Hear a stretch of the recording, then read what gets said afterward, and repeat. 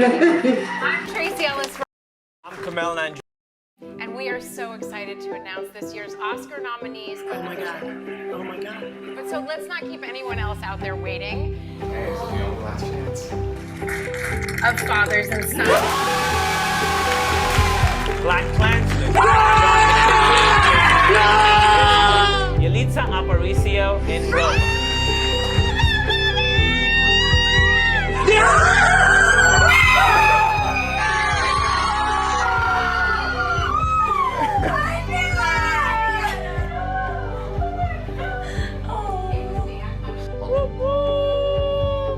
Yes, me, nominated. I'm standing here as an almost 62-year-old man having an Oscar nomination.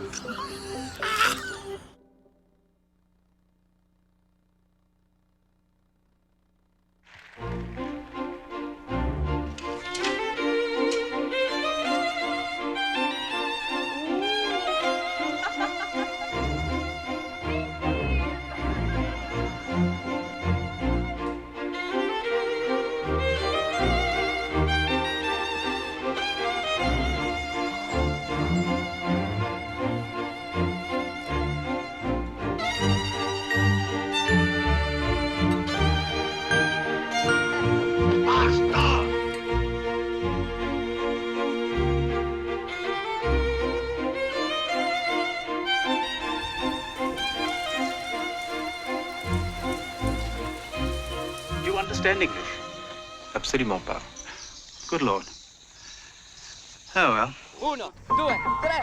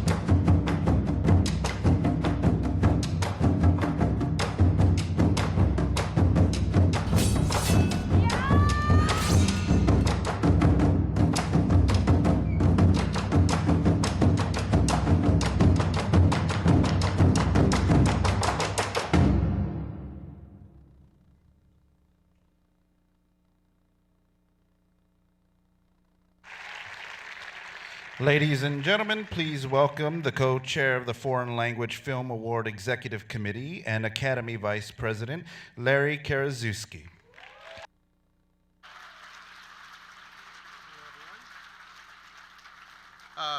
Good evening.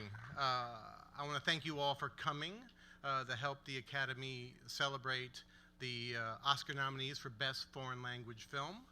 And on behalf of the entire Foreign Language Committee and my co-chair who is here tonight, Diane Wireman, we'd like to give a warm welcome to the cast and crew members of the 5 nominated films that are here with us tonight. Yes. Your work was extraordinary. There's been some amazing motion pictures in the Foreign Language Division this year, but what's also amazing is that they've received nominations in so many other Oscar categories, including Best Picture. There are 3 nominees for cinematography. There are 2 nominees for Best Director. There are 2 nominees in the acting divisions. I already said cinematography, but like in screenwriting, in sound, in editing, it just goes on and on. Makeup. The Academy really embraced these films this year. And I want to tell you a little bit about how this division works, because I don't think that many people really know how the foreign language division works. It started out for us back in October, and 87 countries sent us their best. And then 5 or 6 times a week, our group would meet here or in the Linwood Dunn Theater over in Hollywood, and we screened every movie. This is one of the very last divisions that insists that if you're going to vote, you have to see each film projected on the big screen. Yes. It takes 2 or 3 months, but it really is the greatest film festival on the planet. It's really a joy. And this year, particularly, we knew right away we had an embarrassment of riches. The very first night, the very first film that screened was Shoplifters, our eventual nominee from Japan. But really, almost every night, we would turn, the lights would come back on, and we'd turn to the person sitting next to us and say, wow, that was amazing. Well, that movie has to be one of the nominees, but you can't have 87 nominees, particularly if you're trying to do a 3-hour telecast. You definitely can't have 87 foreign language film nominees. So it was very difficult, but the first group managed to get that down from 87 to a short list of 9. And then at that point, we brought in our international Academy members. Because we really felt that this category needs to have a global voice. Many of the international members are former nominees in this category. Many of the international members are former winners in this category. And they're the ones who helped us narrow it down to these 5 amazing films. It's a long process and a very busy time of the year, but we get through it because we have such a helpful staff here at the Academy. And this year, I'm very proud to say, we had a record number of Academy members being involved. We had 700 Academy members volunteer to be a part of this process. Yes. Actually, if you are in the audience, we have a lot of these voters who are in the audience tonight. If you were a person who helped out in the foreign language division this year, can you please stand so we can give you a round of applause for thanks?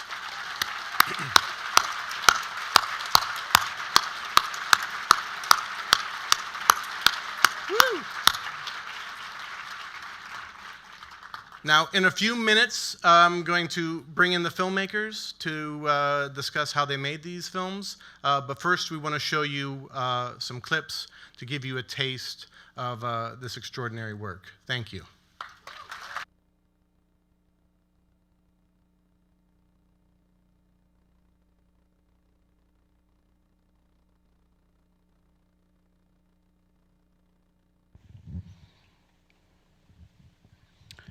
From Germany, Never Look Away, Florian Henkel von Donnersmarck, writer, director, producer.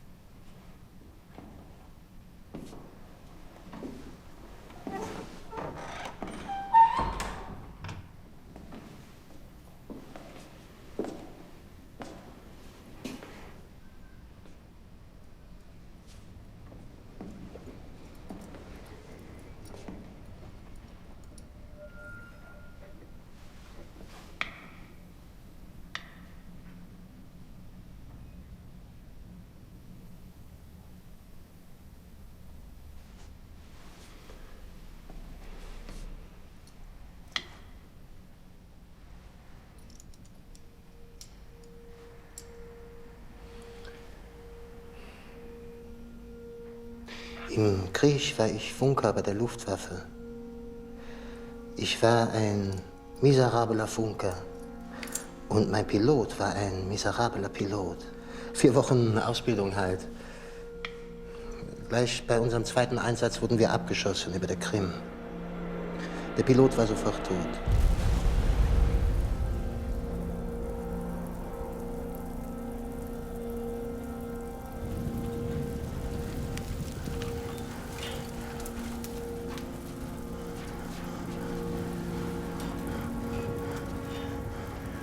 Ich wurde von nomadischen Tataren aus dem Wrack geborgen. Mit Verbrennungen, an denen ich eigentlich hätte sterben müssen. Die Bauern, genau die Bauern, die ich hätte bombardieren sollen, zogen mich aus dem Wrack. Und pflegten mich mit dem, was sie hatten. Sie rieben meine Wunde mit Fett ein und wickelten mich in Filzdecken.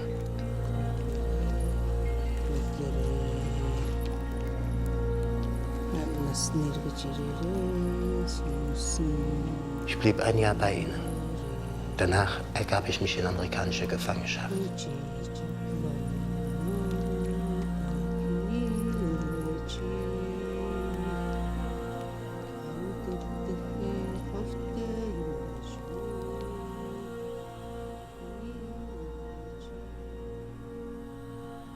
Wenn ich mich frage, was ich wirklich weiß, was ich wirklich empfunden habe im Leben, was ich behaupten kann, ohne zu lügen, dann ist es das Fett auf meiner Haut. Die Heimat des Fetts und des Filzes. Wenn mir andere von Liebe erzählen, zu Frauen, zu ihren Kindern oder von Sex, dann weiß ich, was sie meinen, nur weil ich Filz und Fett auf meiner Haut gespürt habe.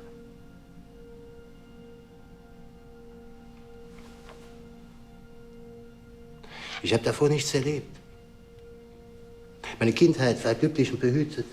Ein paar Ohrfeigen weniger. Meine Lehrer mochten mich. Ich wollte Kaufmann werden wie mein Vater. Ich hatte kein künstlerisches Talent. Und ich habe seitdem nichts erlebt. Ich bin fröhlich geblieben. Das Kriegsende verbracht in einem Lazarett mit freundlichen Krankenschwestern, sehr freundlichen Krankenschwestern. Danach recht schneller Erfolg und diese Professur hier.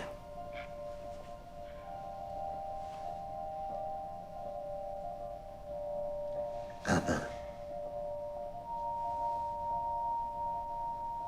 das Fett und den Filz, die habe ich so durchdrungen, die habe ich so verstanden, wie Descartes verstanden hat, dass er existiert.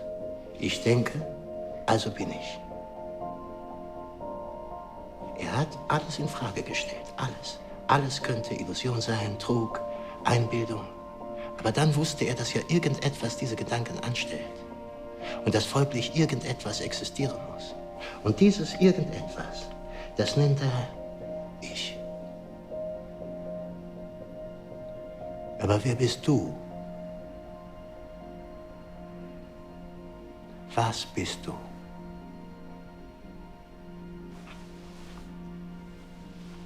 Das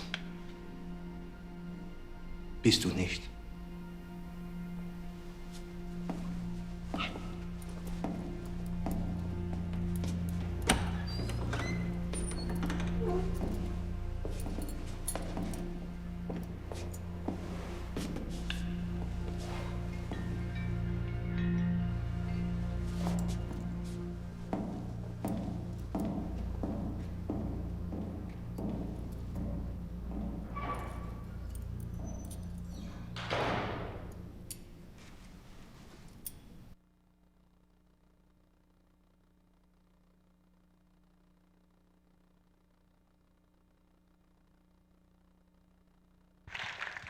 From Japan, Shoplifters, Hirokazu Koreeda, writer, director.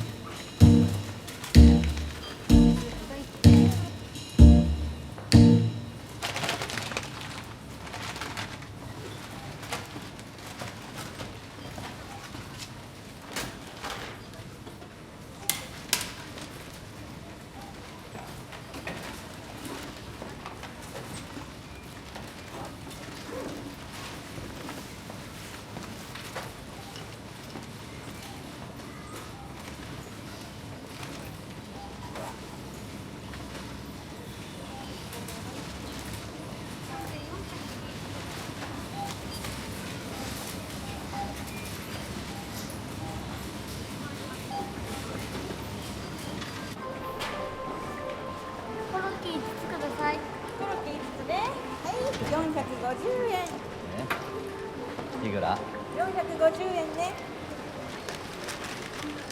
ブラッシャーってよ、こんなトンガチみたいな形してんだけど、それだと一発でガラス粉々になるんだ。いくらするの2000円ぐらいさ。高いね。買えばな。はい、お待たせ。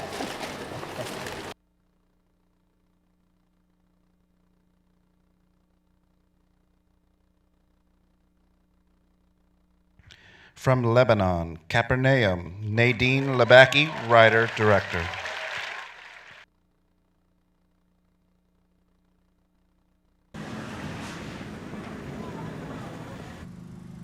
شو بدك تسجل بالمركز؟ لا في مركز ولا في شيء، خليك متبع شغلك أحسن. إنه ليه معقدها هالقد يعني أنت؟ ليه؟ خليه يروح يستفاد، يدرس له كلمتين وما يقعد هنيك حد اختك ما تفيقيها. خليه يروح يدرس له كلمتين ويساعدونا بشوية اغراض وبيبعتوا لنا شي مونس في شغله هيك للاولاد بلاطين شي. ليه معقده يا شو بدك زلمه؟ تقولي لأسعد؟ أسعد؟ أنا بقول له الصبح بروح على المركز، بيجي لعندك بعد الظهر بيشتغل عندك لبالليل. يا خيي ما شفت زهرة جارتنا زهرة ابنها فريد بيروح حامل ومحمل بيجي جايب اغراض، حيجيبوا لنا فرشات واغراض وحيعطوه ثياب بكفي عم ياكل هنيك ويشرب هنيك ويجيب لنا يجيب لاخواته لقمه نظيفه من افخم اوتيلات من فضلات الاعراس عم بيجيب. خلينا شوي نستفاد يا زلمه، شو بك هالقد مع الدراسات؟ برجع الله بتنام إن شاء الله خير. إن شاء الله. يعني بحلف لك على الخبز إنك بتنام، عم بقول لك اتكلي على الله. اليوم أسعد يزعل ويدشرنا من البيت. يا خيي ما بيزعل، ما بنزعله لأسعد، بس يجي من المركز ما بنزعله من شغله زيادة.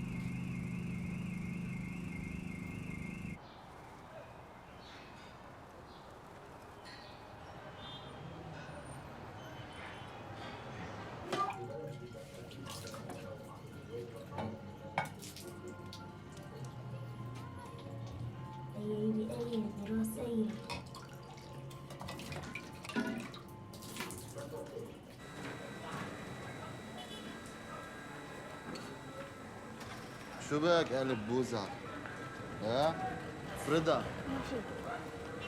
خد لي عمين غاز على حبيب على راس الشارع، عرفت وين؟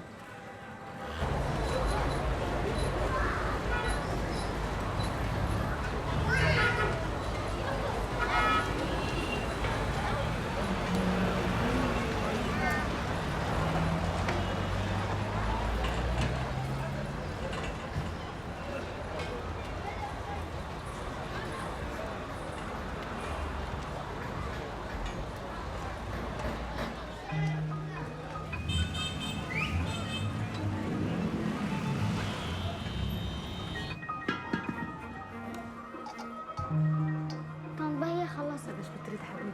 13.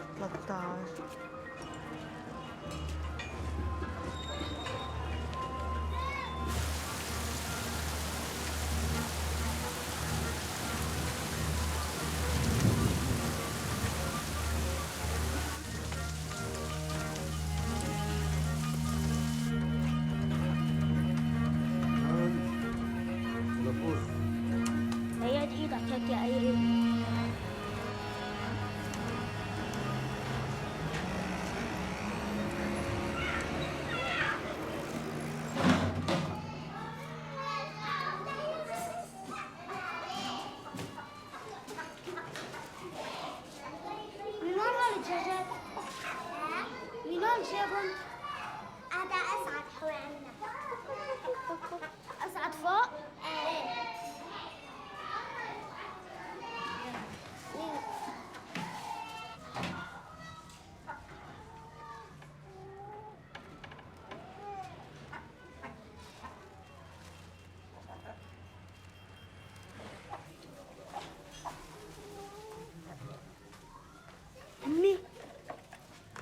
هذا ابوه شو عم يعمل جوا؟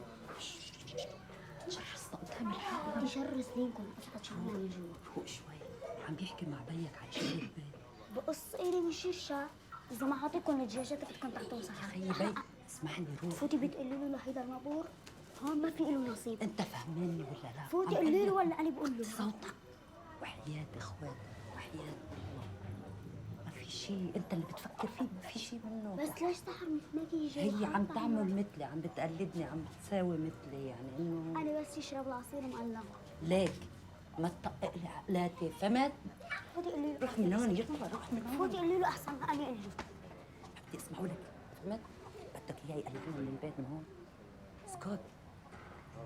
اهلا وسهلا بجيراننا الطيبين يا رب.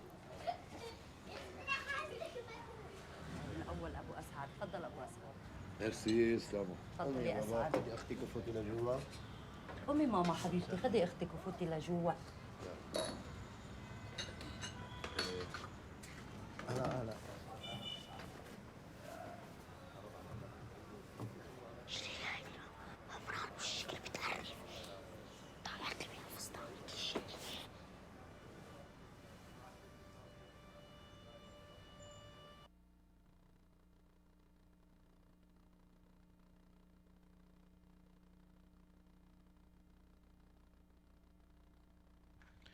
From Mexico, Roma, Alfonso Caron, writer, director, producer.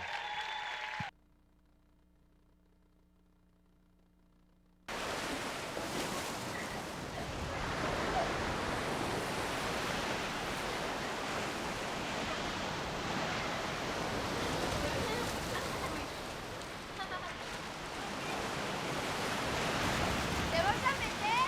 No, mi amor, tengo que ir a checar las llantas del coche porque mañana salimos tempranito. ¿Quieren venir? No, nuestro último día en la playa. También me quiero. Bueno, pero si yo me voy no se pueden meter, ¿eh? Leo no sabe nadar si pasa algo. Si está bien suave. No me importa. Si se quieren quedar, esa es la regla. ¿En la orilla? Bueno, en la orilla sí, pero solo en la orilla, ¿entendido? Sí. Yo también. Sí, mi amor, pero solo en la orilla, ¿eh? ¿Te lo dejo un ratito? No me tardes. ¡Nada más en la orilla!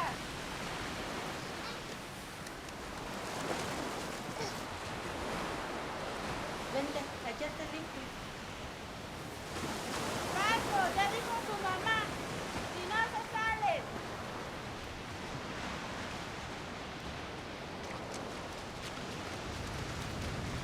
¡Casi! ¡Paco, en la orilla!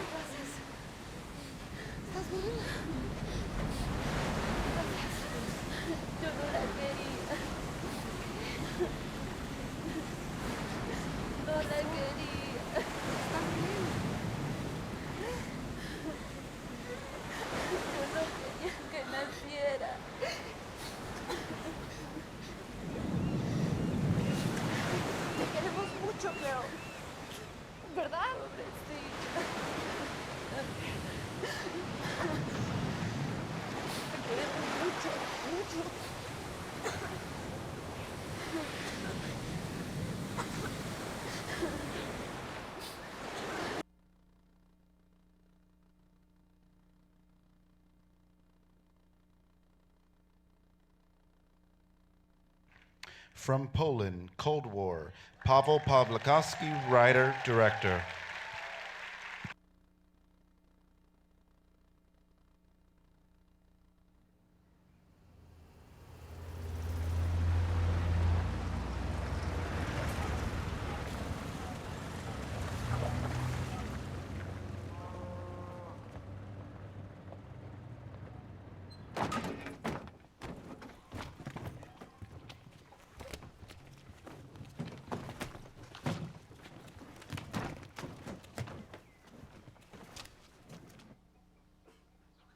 Młodzieży, macie prawo się zapytać, co my tu robimy przed Pałacem Obszarników.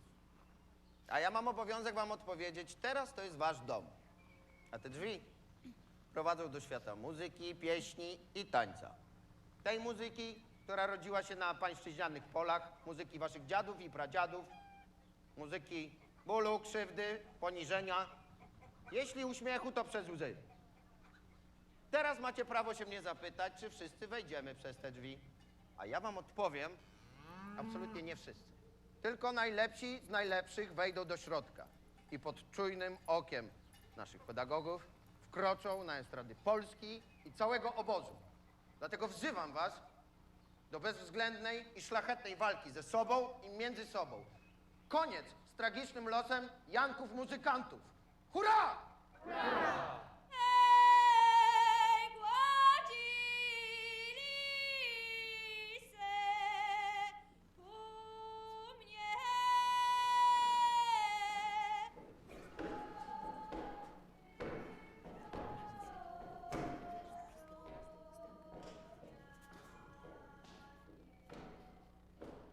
Myślisz, że trzeba znać nuty?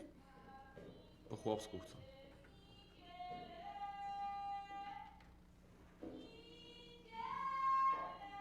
A ty? Co będziesz śpiewać? Coś góralskiego.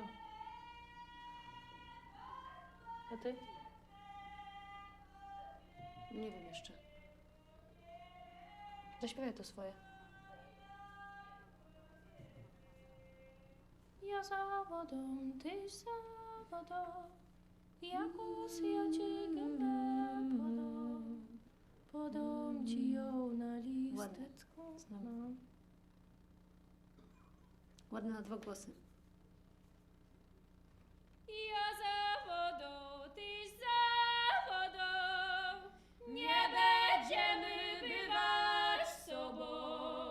Nauczymy konia pływać, będziemy ze sobą bywać. Nauczymy konia pływać, będziemy ze sobą bywać. Dziękuję bardzo. Dziękujemy. Przepraszam, a pani z grzywką.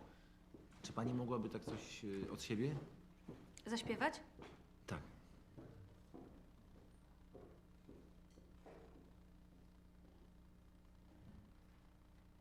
Как много девушек хороших, как много ласковых имен, но лишь одно их не тревожит, унося покой и сон, когда влюблен. Dziękuję bardzo. Jeszcze refren.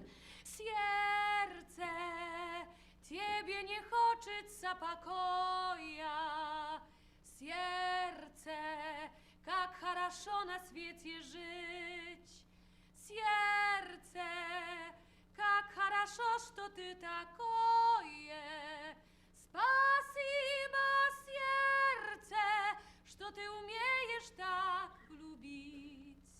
Skąd pani to wzięła? Z filmu. Byli u nas na wsi z takim kinem objazdowym i pokazywali ruski film. Świat się śmieje, ona tam była. I o czym to jest? O miłości, no. Serce. A jak u pani z tańcem? Znam podstawowe chwyty, a reszty mogę się nauczyć. No to świetnie, dziękujemy. Dziękuję. Tamta miała piękny, biały głos. Tak, ale tam też ma coś w sobie.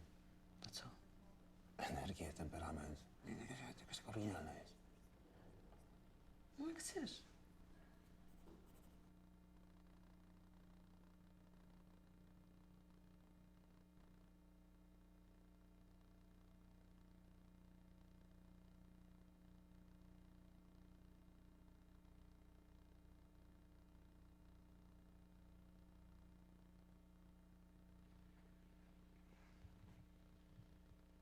Can't we just have a five-way tie? I mean, the movies are just incredible.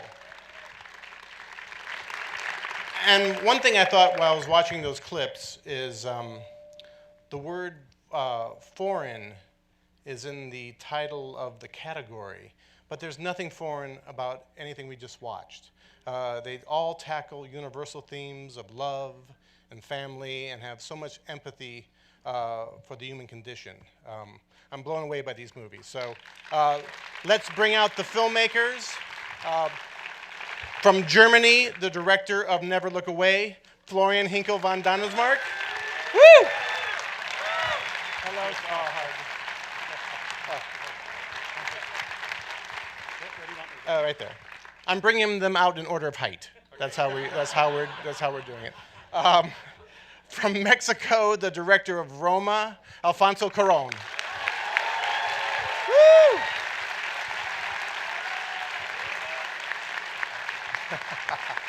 Hello, sir. Good to see you. From Lebanon, the director of Capernaum, Nadine Labaki. Woo!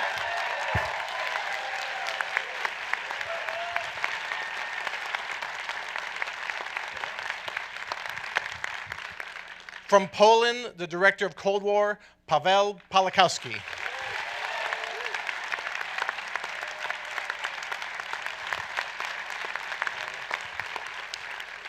And from Japan, the director of Shoplifters, Hirokazu Koreeda.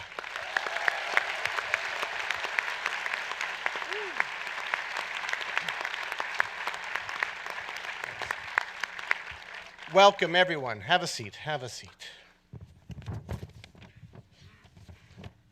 Just think, the Oscars are only a few days away. This may well be your last Q&A.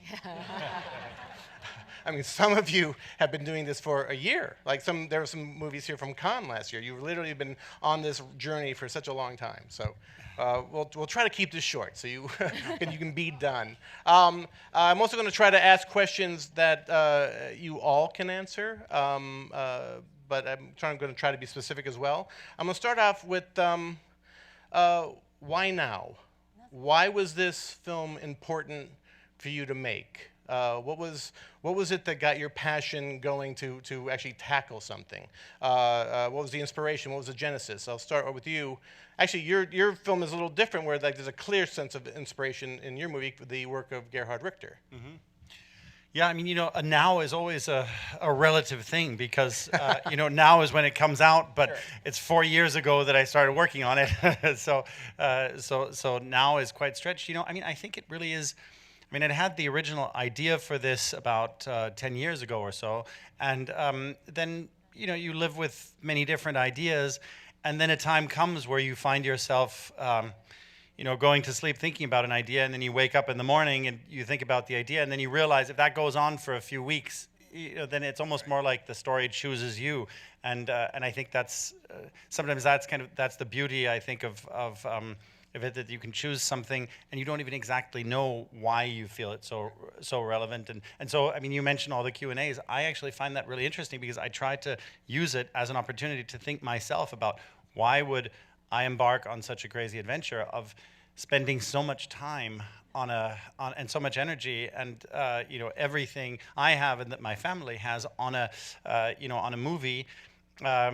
It's kind of interesting to ask yourself why you would embark on something like that. So because it's crazy, no matter what happens. Well, it's crazy. Yes, I mean it's it doesn't seem like a rational thing to do to, in a way, tell a story on especially in an embattled art form like movies right now. It certainly doesn't. But there's something. I don't know. When I've been thinking a lot about it over the past weeks because. And I think in a certain way, I mean, it's a film about art, And I think that one thing that I noticed when studying various dictatorships was the first thing that dictatorships come after is art. They want to control that. And it's almost like, like in a fantasy movie or something, when an evil creature touches something and it withers away, as soon as a dictatorship touches art, it ceases to be art. It disappears. And so, this means that there's something about art which is fundamental to freedom, and it's still the best weapon that we have against political extremism. And so, yeah. So I wanted to explore that. Alfonso, what made you take such a deep dive into your childhood? I had this project, like first time I thought about doing it was 2006 probably, and I didn't dare to do it. So I could give the answer that I was in a moment that I had to do it because of age and so on, and I really had to do it. But I guess that it was more about I couldn't find excuses not to do it anymore. And that's the reason why I did it, pretty much. And it's one of those that I didn't think twice. I just dove into it, and without really understanding what I was doing. And that was refreshing in my process, because I used to be very controlling about the process, and in this one I didn't have any control of it. Interesting. Nadine, how did Capernaum come to you? Capernaum at some point in my life started becoming a duty for me. It wasn't even a choice. For me, I had to do this film. I had to, because in Lebanon, you're exposed to children suffering every day almost.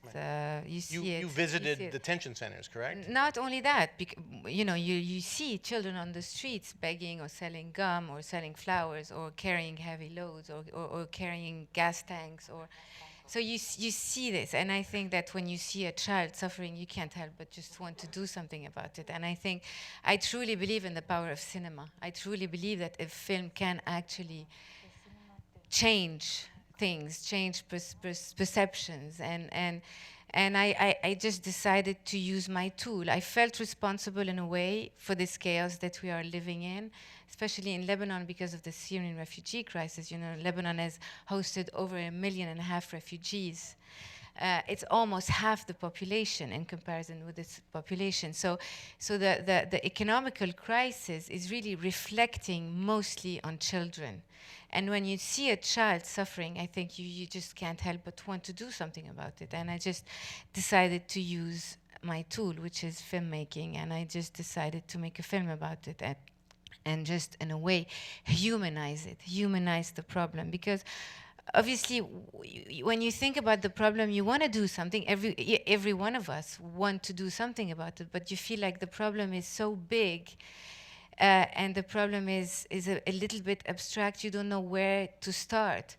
And in a film, actually, you can humanize the problem. You can really empathize with the character, understand the struggle, and I truly believe that it does have an impact on you as a human being when you're actually seeing it. And in this particular situation, the actors are not actors; they're actually people who are living that same struggle. And when you're watching it on the big screen, and you know that this is an actual struggle, this is actually somebody who is living that struggle, it does have a completely different impact on you, and you, I think, empathize differently. So it really felt like, I just want to do something about it. Yeah. It was a duty you felt, yes. Pavel, what made you have to make this movie? It's slightly based on your parents, correct? Slightly, but it's been a story that's been with me for a long time. The story of this kind of couple, in other words, my parents, and I've been putting it off, and I couldn't get it right, and I was being literal about this story, and it's an amazing story that has so many sides to it. And a bit like Alfonso, there was a moment where I couldn't not do it, and especially since I felt confident about my tools. I kind of felt, I kind of worked something out with Ida, previous film, and I knew I I know more or less how to do it. Not entirely, but I felt I could do it. And then I added the music and kind of simplified the whole story. And this was the right moment to do it. I mean, there's no, but it's been with me for maybe 10 years, this kind of story. Hirokazu, what made you decide to make Shoplifters? 作品のモチーフ、犯罪でつながる家族というのをやりたいと思ったのは今から4年前になるんですけれども、今これを撮ろうと思った一番のモチベーションが何かって今考えてみると、一つはキキキリンさんという女優さんが残念ながら去年の9月に亡くなられてしまったんですけども、この10年間で6本一緒に作品を作ってまして、もうそろそろこれが最後かなと思いながらご一緒してたんですけども、多分もう一本彼女とやりたいって思ったのが一番最初のこの作品を撮ろうと思ったモチベーションの一番中心にあった気持ちなんじゃないかなというふうに今改めて考えると思います。The question is, why now? Why would I do this now? I'd certainly been thinking for some time about creating a family that was connected through crime. For about 4 years, I was thinking about how to portray this. But now that I think about it, as you asked me, perhaps the motivation was more about Kiki Kirin. So she passed away in September, and we had been working together on the last 6 films with each other. And each time I thought, will this be our last? Will this be our last? And so when I started thinking about producing this film, I think the motivation for it was to do one more film with her. Well, she's really the heart of your movie, your beautiful film. The next question is, and I'm a screenwriter, so it's a screenwriting question. All of you wrote the scripts or co-wrote your screenplays. How important was it for you to get it down right on paper? I mean, some of your films feel very improvised and very sort of found, but they also are extremely precise. I mean, I'll start with you, Alfonso. I could be wrong, but I understand that you actually wrote a very, very detailed screenplay, but then you didn't show it to anybody. Yeah, the screenplay was the process of writing in reality was very short. It was like 3 weeks. But the process of thinking about it was like a very long process. And once that, I wanted to go directly from those memories and that directly into the page, untainted, and then try to translate that later on into the film. And the reason of not showing it is I didn't want to be sidetracked. Right.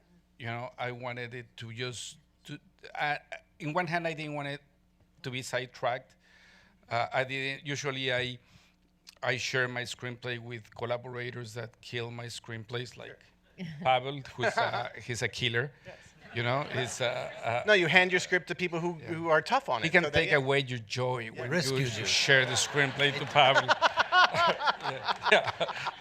Yeah, he has that gift. I try to save him a lot of time and pain. You know. Exactly. Don't do this. That's what friends are for. And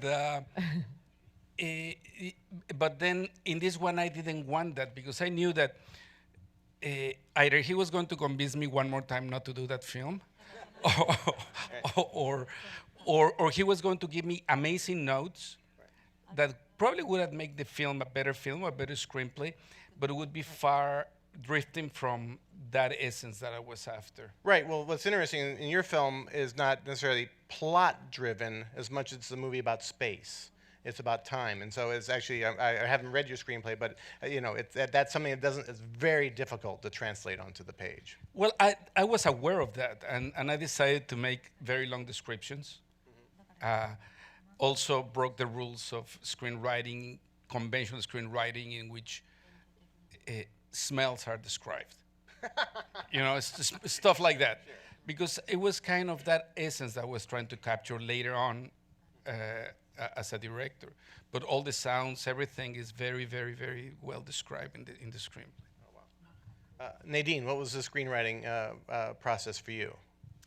The screenwriting was happening in parallel with the research. I knew from the start that we needed to base it on reality, on truth. So I felt I wasn't entitled in a way to imagine the story or to fictionalize it in my head, because I haven't lived these circumstances. I haven't lived this hardship and deprivation and hunger and all that. So for me, I needed to become, in a way, the platform or the vehicle for them to express themselves, for all these people who ended up being in the film to express themselves. So it started with a lot of research.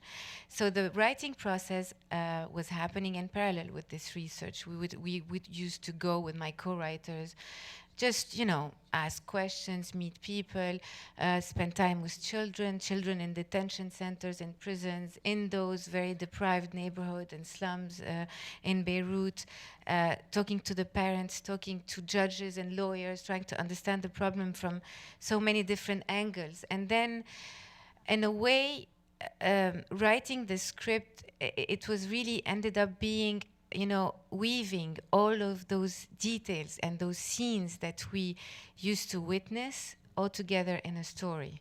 So it was very much based on reality, the script, and it was a very, very solid script to start with.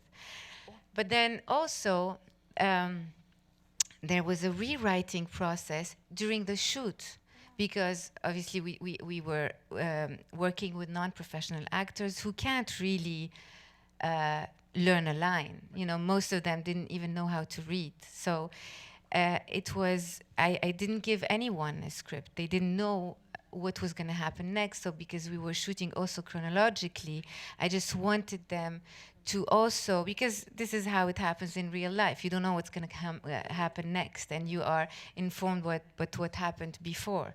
So this is what we were doing. And there was a rewriting process the whole time, because there was a lot of improvisation on the shoot. Sometimes we would go places that we're not supposed to go to. And I had, you know, an amazing crew of people, and a lot of them are here. They were just, you know, it's very hard to find a crew that, you know, just goes with you wherever you want to go without any doubt, without any obstacles, just because they believe in it. So we improvised a lot. Even though we had a very solid script, it was a good starting point and a very good landing point. But in the meantime, we just allowed ourselves and allowed life to just informed whatever we were doing, and amazing stuff were happening to us the whole time. I mean, the film kept going from reality to fiction, fiction to reality. Sometimes we didn't even know what we were shooting. I mean, we felt that we were just capturing truth, capturing reality, and it gave us all this strength to just keep going, even though the process was very long and was very hard, and we shot for 6 months. You know, we have 500 hours of rushes. The first, when we put everything together, it was a 12-hour film, really. And my editor is here, and he, you know, he went through so much hardship. You know, it was hell to him. You know, all of us, physically, we changed after the film. My cinematographer, who's also here, lost his beard on the set because it was so hard. My, you know, line producer, executive producer, everybody who's here, like, it was a very, very difficult, tough shoot to do, because sometimes we didn't even know what we were going to shoot tomorrow. And we had, like, it was so much based on reality that real things were happening at the same time. You know, in those scenes where the Ethiopian mother gets arrested in the film, 2 days later, in real life, she gets arrested for the same reasons, because she didn't have papers. And not only that, the mother and father of the little boy, who's actually a girl in real life, they get arrested with her at the same time. So when we were shooting those scenes where she's arrested in the film, she's actually arrested in real life. She's in prison at that moment. And the mother and father, so the mother of the little girl, who's supposed to be arrested in the film, she is arrested in real life. So when we were shooting those scenes where she's alone without her mom, she was actually alone without her mom when we were shooting. So the film kept also developing and evolving this way the whole time. So, and the third rewriting process was happening in the editing room, obviously, because we had to, find the structure again. Exactly, and all that footage. Pavel, what was the screenwriting for you? I mean, your film is much more structured. You've got those narrative jumps. You've got, it's a very tight film. Yes, but the structure didn't occur on page, on my laptop necessarily. I mean, I had like 197 versions of this script. One of them, we had to submit something to the financiers. I think it must have been like 79B or something. So I tried to keep. Did you share it with Alfonso, or it doesn't go? It only goes in one direction. I just told him the story at some point, and he said, "That's a pretty good story." I think that's the main thing. Yes. What's the story? What are they? How does it end? What are the turning points? It's true the matter. You talk. It says, "Okay, he tells the story," and then says, "You want to send the screenplay." He says, "What for? If anyway, then I don't know what I'm going to do." Yeah. So I keep it open, Of course, there's the financier script, and basically I never stop writing, I mean, I do it with my co-writer at some point to achieve 62 pages to send to the worried financiers, which is a bit short, but little do they know. If you actually transcribe the film onto script, the finished film, it would be like 27 pages, Oh, wow. So, so for me, the whole screenplay concept is a bit.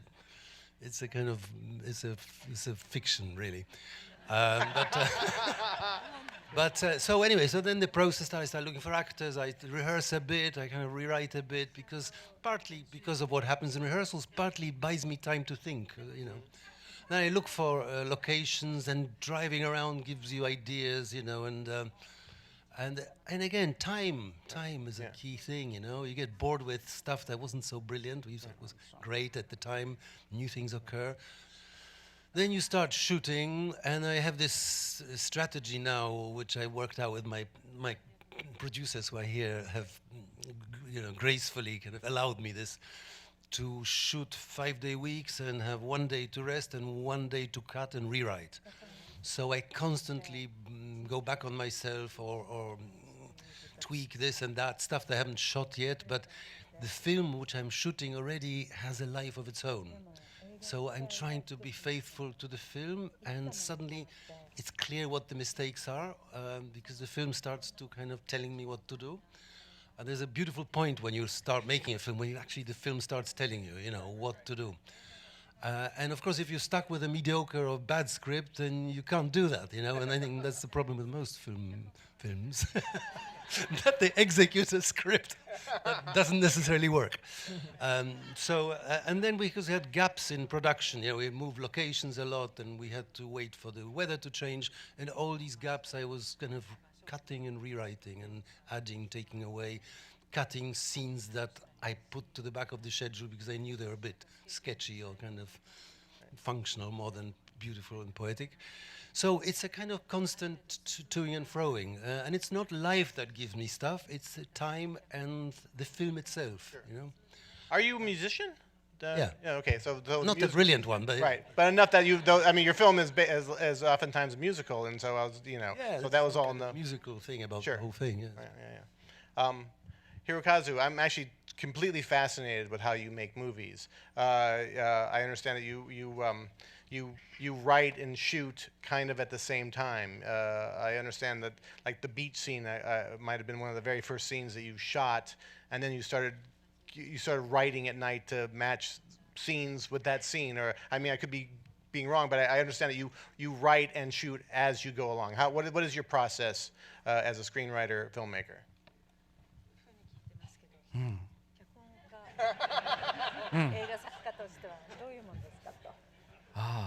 でも今パブリコフスキーさんの話聞いてて、その撮影の現場とか映画というものを生き物のように捉えたいって思ってる部分はすごく共通していて、同じようなことを多分同じような感覚で撮影の現場に立ちたいなと思ってるんだと思うんですよね。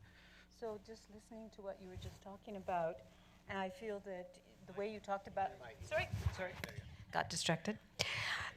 So just listening to the way you were talking about your filming, Pavel, it was very much similar to that. I think it's like the movie is a living thing that you're constantly changing with, and I feel that the way I approach it is very much the same.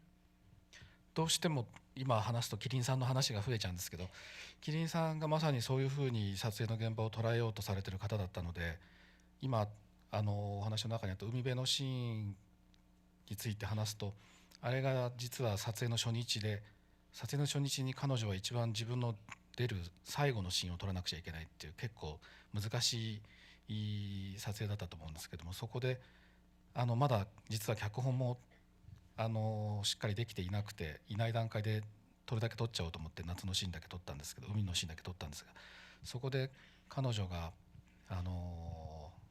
信代さんっていう女性に向かって綺麗あんた顔が綺麗ねっていう綺麗ねっていう一言と、海辺で遊ぶ家族に向かって声にはならないんですけども、ありがとうございましたってつぶやくんですけども、その2つのセリフは僕は書いてなくて、彼女が自分で思いついて喋ってるんですね。でそれを僕は受け止めて、それを繰り返し見ながら、その前のシーンと後のシーンを冬の撮影に向けてこうリライトしていく、作っていくっていう、そういうこう役者から出てきたものをこうもらって作品に投げ返していくっていう、そういうこうキャッチボールがうまくいった時は本当に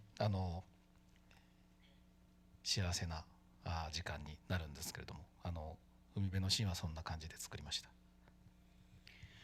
So I end up talking about Kiki Kilin again because she was very much similar that way, that she would go into the set and the filming of that day with a very unique feeling towards it.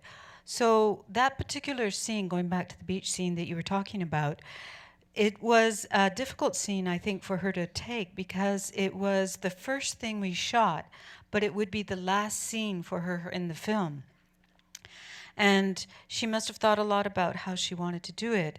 So there's a line that says, she turns to Nobuyo and says, "Oh, your face is so beautiful."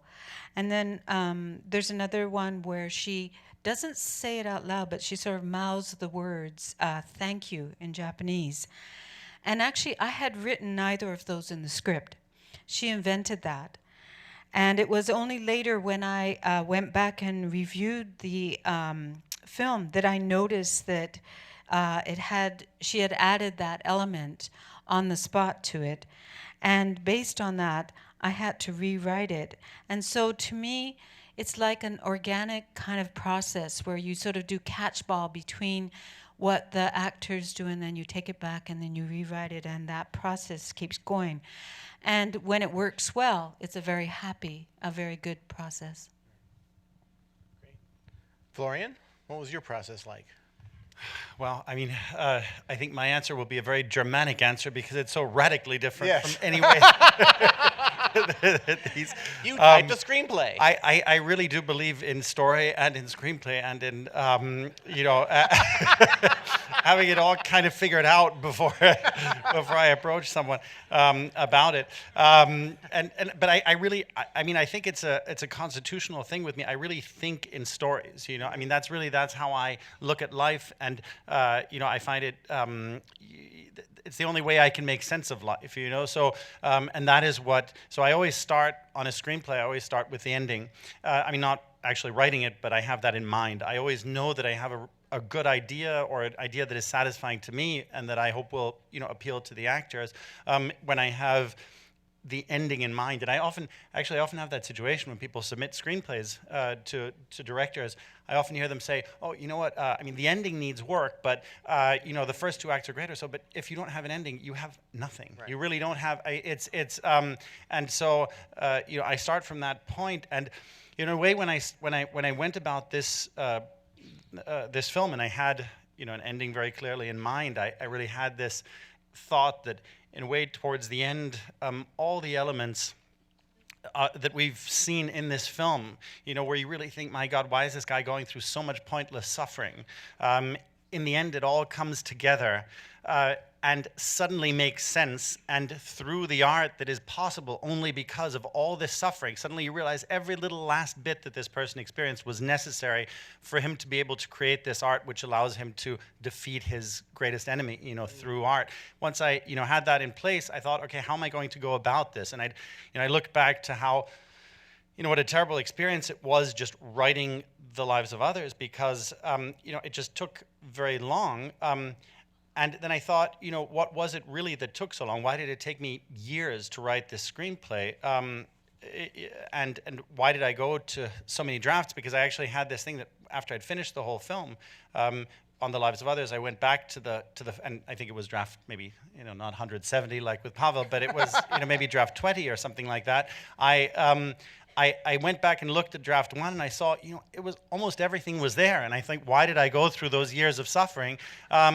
And so I decided for myself, to set an arbitrary limit. I knew that I know I can write very fast. So, the first draft of The Lives of Others I wrote in a monk's cell in 1 month. But then I decided, okay, I'll do a compromise. I set for myself an arbitrary limit. I said, in the time that it takes one body to weave another 9 months, that's, I'll set that as an arbitrary limit for myself. And then, I really worked on it for 9 months, and then just, on exactly 9 months to the day, I shut the computer and said, that's it. And actually went to my producers, Quirin Berg and Max Wiedemann, who are both here, and said to them, okay, this is what I'd like to do. The one thing, if it appeals to you, that I need you to promise is that I can shoot it exactly as is, because there's always this question. Do you really need this? I mean, you don't really need anything, right? I mean, those evil line producers. It's not a. It's not. We're not. Let's combine these three scenes. No, I mean, it's not. It's not it is the superfluous is what makes the essence, sure, of something special. I mean, you could, boy meets girl can just be that. Hi, I'm a boy. I'm a girl. That's it. I mean, you don't need anything, right? So I just after 9 months, I said that's it. And actually, but I had it so clearly in mind that actually when so before I started writing, I needed to, the only person who at that point had really read anything was my wife, Christiana, also one of the producers, also here. She was the only one who'd kind of read it and given feedback as I was writing. But then I actually, so before I wrote it, I knew there were two people that I really needed to have on board, and that was my director of photography, Caleb Deschanel, he was also here, also nominated, and we had, I didn't have a second choice in my mind of who could photograph this, because I knew it was about images, about the creation of images. I needed moving paintings, and I know that that's what he creates, and that's what he's always moved me with throughout his whole career. So I met with him beforehand, 4 years ago, and just pitched to him the entire story, actually here at the farm shop in Los Angeles. We had a breakfast meeting, which went on, I think, until 1 then, because it took, I think, 4 hours to tell him the story. This morning, we had a date to have a commemorative meeting 4 years on at the exact place, and had breakfast together. And the other person was Sebastian Koch, my lead actor, because I needed him to play the villain. And he said, why the villain? But I said to him, you know why, and then he agreed to do it, and so then I knew that I had the elements in place that I had, and then that I knew I could confidently go into writing this and really achieving what I wanted. Well, at what point did you talk to Richter? What point did you see if he would be open to having his story or part of his? I knew you were interpreting his story, but yeah, I mean, I met with a lot of artists, but he was the one who was the most generous with his time. So I spent, but this was during the research phase. So before I really, embarked on the 9-month journey, I spent about half a year researching. I mean, you know, it was a topic and a world and a scene that I had become quite familiar with over the past years. But you know, I needed to dive deeply into it. There were some seminal works that I needed to read, and you know, a lot of artists that I had to meet. And since the initial idea was inspired by Gerhard Richter, the great German painter's work, I thought it would also be, you know, interesting to throw what I'd made of these real elements from his life, let's say the fiction that I'd weaved, to throw that at him and see from his reaction, you know, if there was, you know, where there was some reality texture to it. I love using real elements in fiction because I think it kind of allows you to test the stuff of which you've woven your fiction, you know, to see if the fact fits right in, then you know it's a good texture. He was, you know, that was in the research phase. Next question is about the performances. I mean, the performances in all 5 movies are just extraordinary. Some of the great female performances of our time are in these films.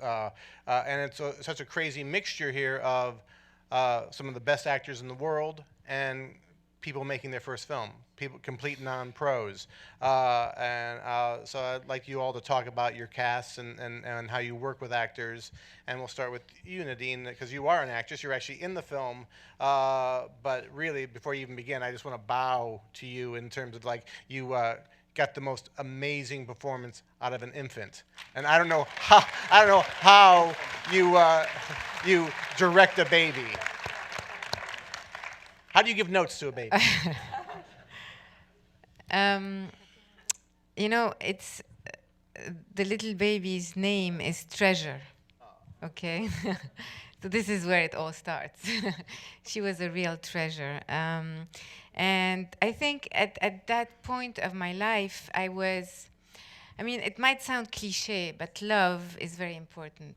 This love relationship that you create with your characters, with the people you're going to work with, and this fascination for human nature, this fascination for raw human nature. And there's no, I mean, children are just, they make the most sense, I think, in the way they react, not in the way they act, in the way they react to certain situations, because they're not informed by society's codes or society's politics and hypocrisy, and they're just raw nature.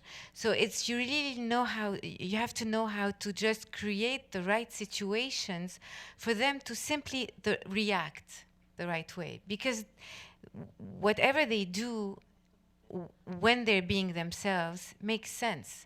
So when you're working with a child, you're working with raw nature. You just have to know how to create the right situations. And maybe the fact that I was also at that point, my own daughter was the same age as Treasure, and I was breastfeeding her also at the same time. And I was, in a way, I was seeing myself in Rahil, when she was, you know, taking care of her baby and nurturing her baby and breastfeeding her baby.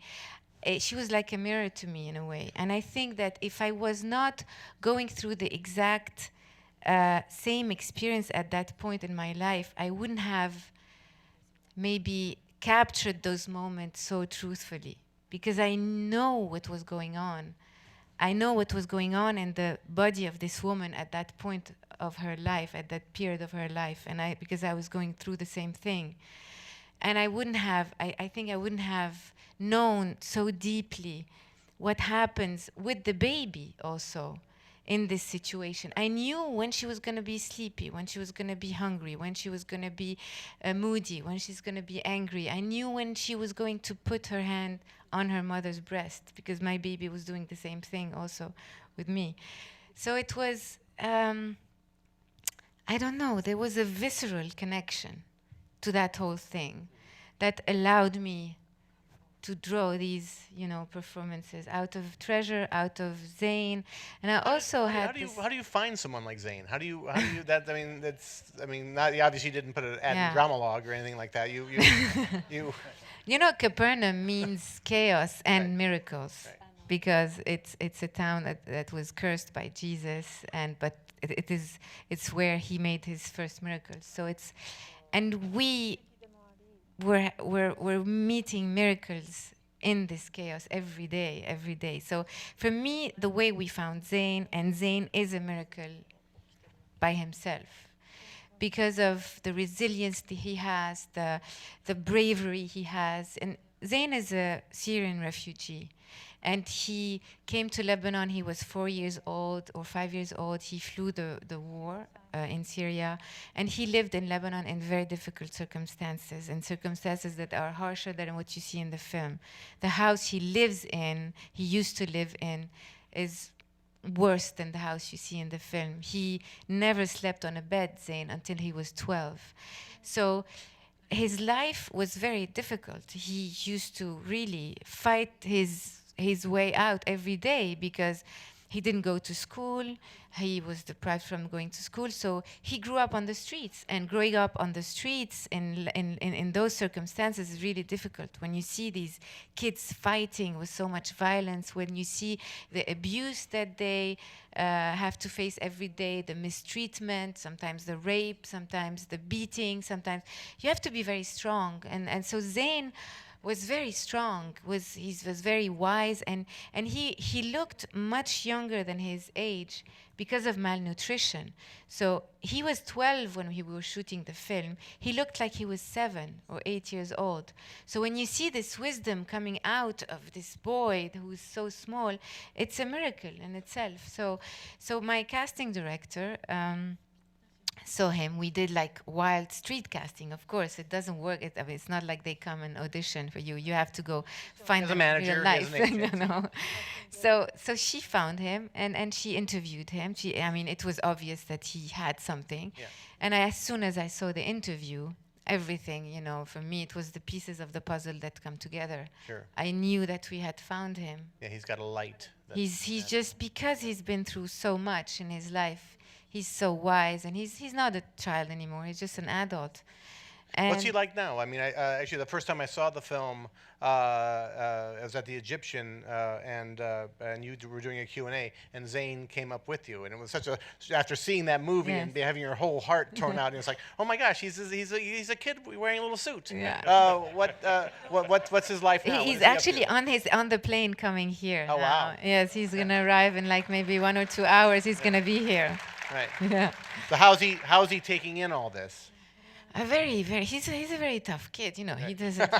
He's just very cool with everything. Okay. He's now living in Norway. He's been resettled with all his family in Norway. He's going to school now, and actually, when the moment when we knew about the nominations, I called Zayn on WhatsApp, video, and he opens the WhatsApp, and he's actually in the classroom with his friends, and they had opened up a laptop, and they were waiting for the results at the same time with his teacher. And so we were like, it was, for me, it was another miracle, He's not on the streets fighting with knives. He's in a classroom, and he has a completely different life now, and he's coping very well with everything that's happening to him. He's cool. He's cool. He's not impressed with anything, Yeah. Yeah. Can you talk about casting your film, Pavel? You actually wrote your movie with your lead actress in mind, correct? Or you had her in mind as you were conceiving it? I'm sorry. At some point, I thought she'd be great, and that I could imagine her doing certain things that Zula was doing in the script, and I've always wanted to work with her. In fact, I worked with her twice before when she had smaller parts. So at some point, I knew I had the emotional engine for the film. I had this great actress character who's kind of had a lot of charm, authenticity, who was not just a professional actress, Right. She's a character, she's a force. So it was something to build on. I mean, the character in the film has so many facets, so there was a whole process beyond that. How do we then create the Zula who's a little bit sardonic and a little bit cynical, so there's a whole process, and then whatever works, I made Joanna look at Lauren Bacall on YouTube. Oh yeah, sure, of course. Wow. These scenes. because she does, that's one thing she didn't have in her repertoire, this sardonic kind of humor and delivery, and she got that. So, I mean, each actor is different. They're just like human beings, So there's a trick to each one of them. Whatever works, Some actors have to be reduced, others have to be pushed and uplifted, and it's a process, but good casting is key, That's the I mean, like your kid is incredible. I couldn't believe, how he's like a little Alain Delon as well, no? Yes, totally. That's so funny. So it's all about the time you spend looking. I mean, in my case, I already knew Joanna because I met her 10 years ago, casting for a film that never happened. But I knew I met somebody who had light, who was like, okay, I've got to work with her.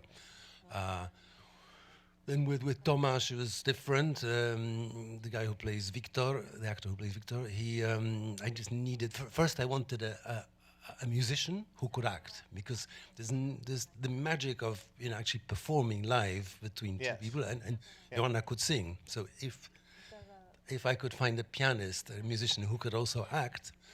So it took me 6 months to realize that it's impossible. Yes. I went through all the actors, all the musicians, rather. And then I looked, okay, but what I really need is an actor who doesn't look like a guy today, who has a certain period quality, timeless quality. It's like somebody from the 50s, a kind of, like Gregory Peck kind of, leading guy. And Tomasz had that, although he wasn't quite aware he had it, It was like a... and then I looked for somebody to play Kaczmarek, and there were like 2-3 contenders, and I wanted the Kaczmarek to be kind of the commie careerist, and I needed him to be kind of likable at some level and childish too, and Boris Schitz had that quality. He's a very comedic actor, so I had to really kind of like suppress his tendencies, and so on. Each relationship with an actor is a thing in itself, and you have to deal with it. There's no one formula. I know some directors have like a method, and they apply it equally to actors, and as a result, the actors are totally uneven on screen. But let's not criticize colleagues. My takeaway is, though, actors are like human beings. That was my favorite. Almost like they're humans. just like human beings. They're just like, they just like you and me. Like human beings.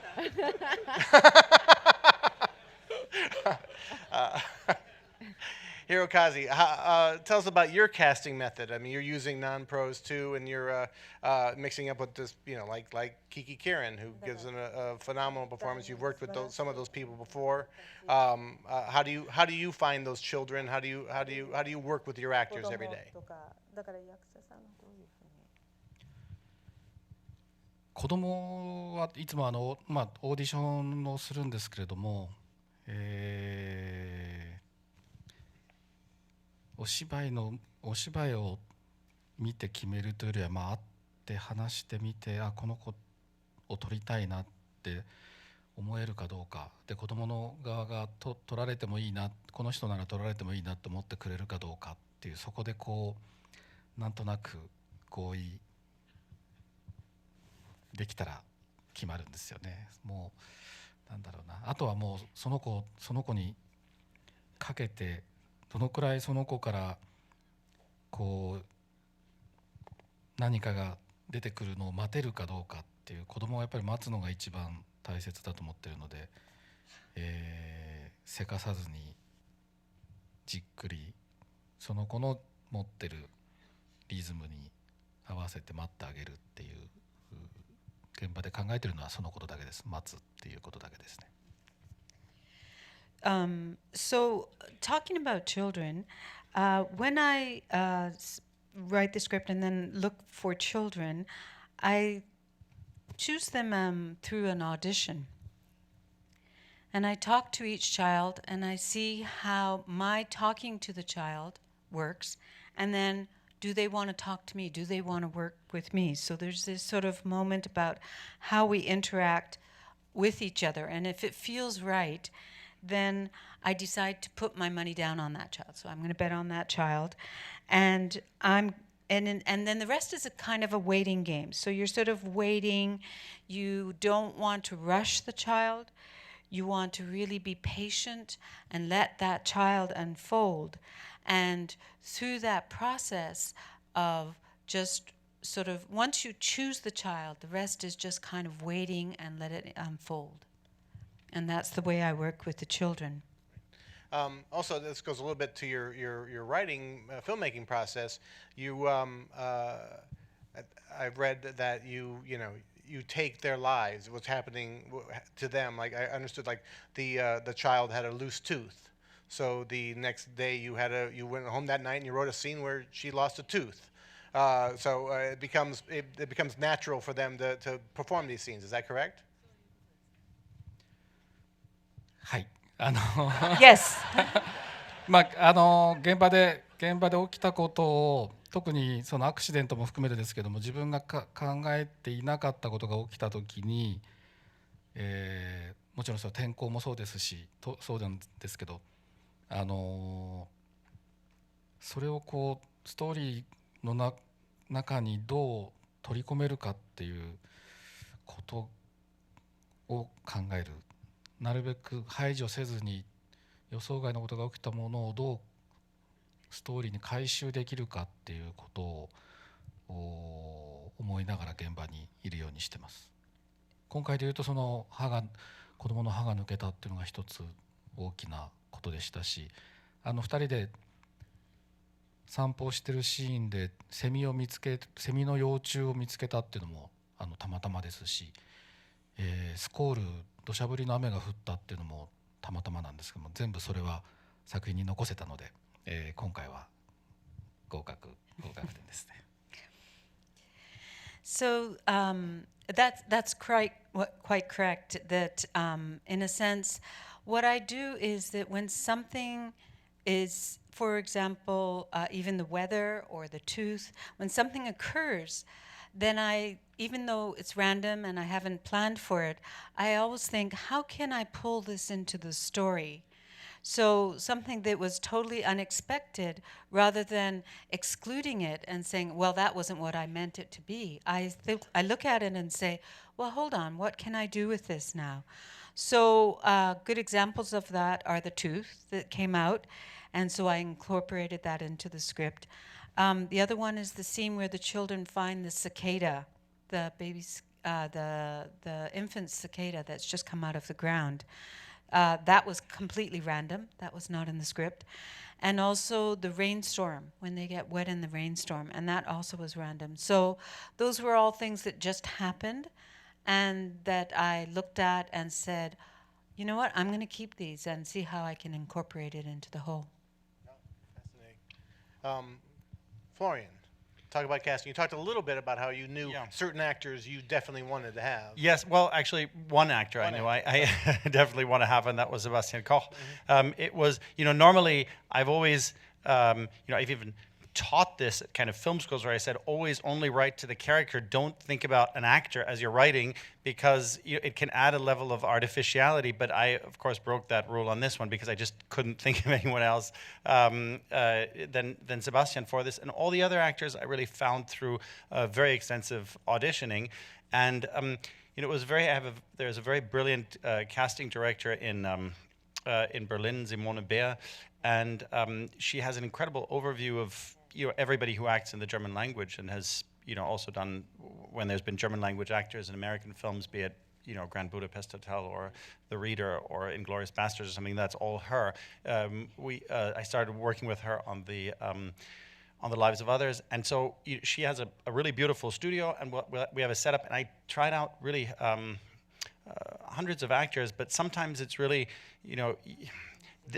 there was one, actually, for the lead actor that I had in this one, it really made me rethink the whole casting process and the whole auditioning, because so this actor is Tom Schilling, who's an actor that I'd actually met once when he was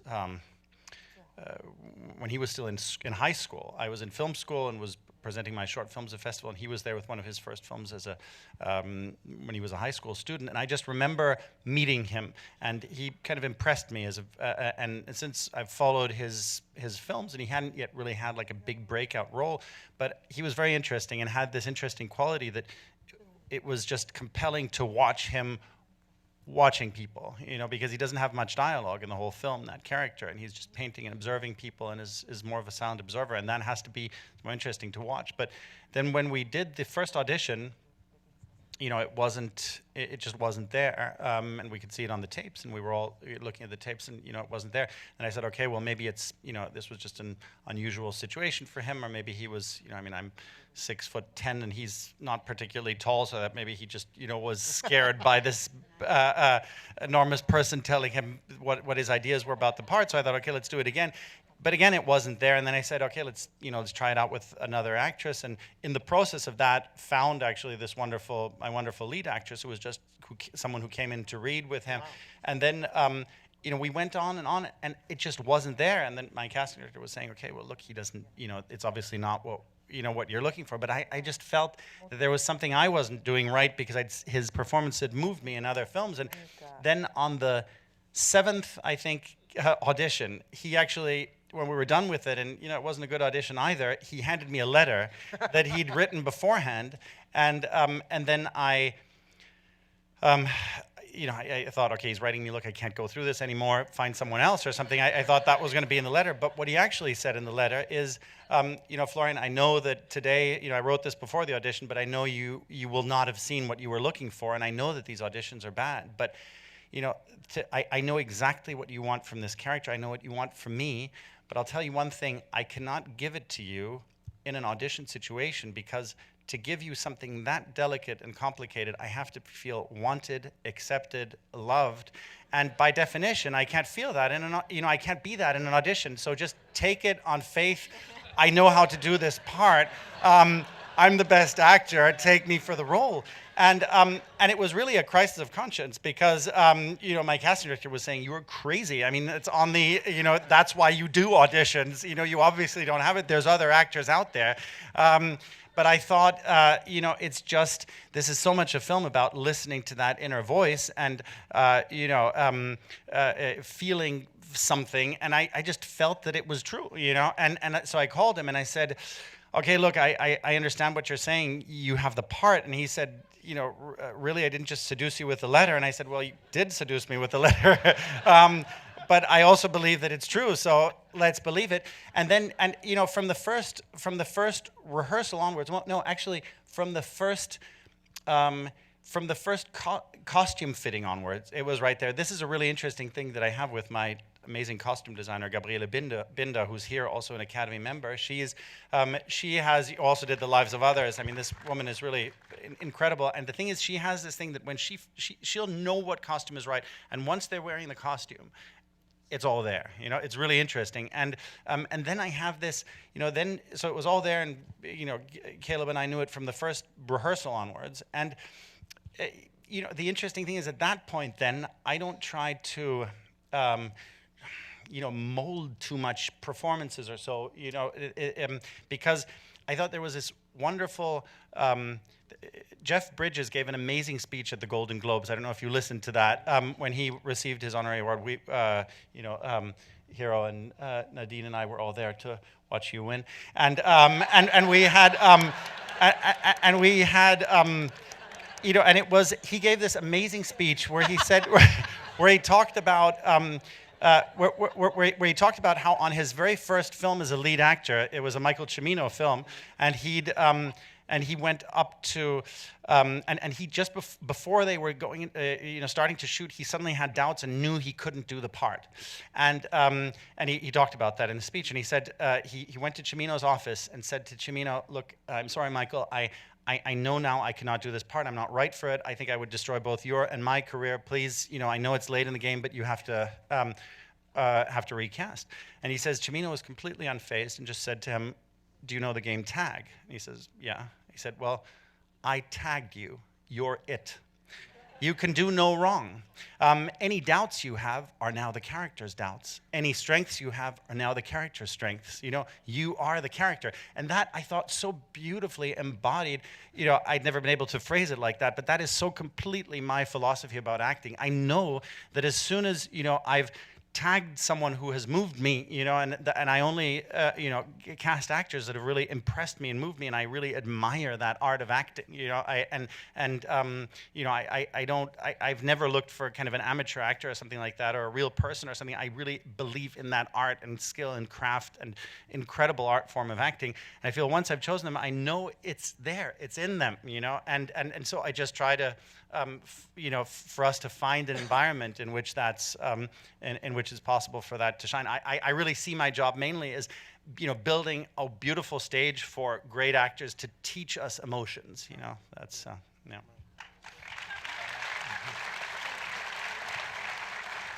But just be warned, because you've told that story. On your next movie, you're going to get a lot of letters.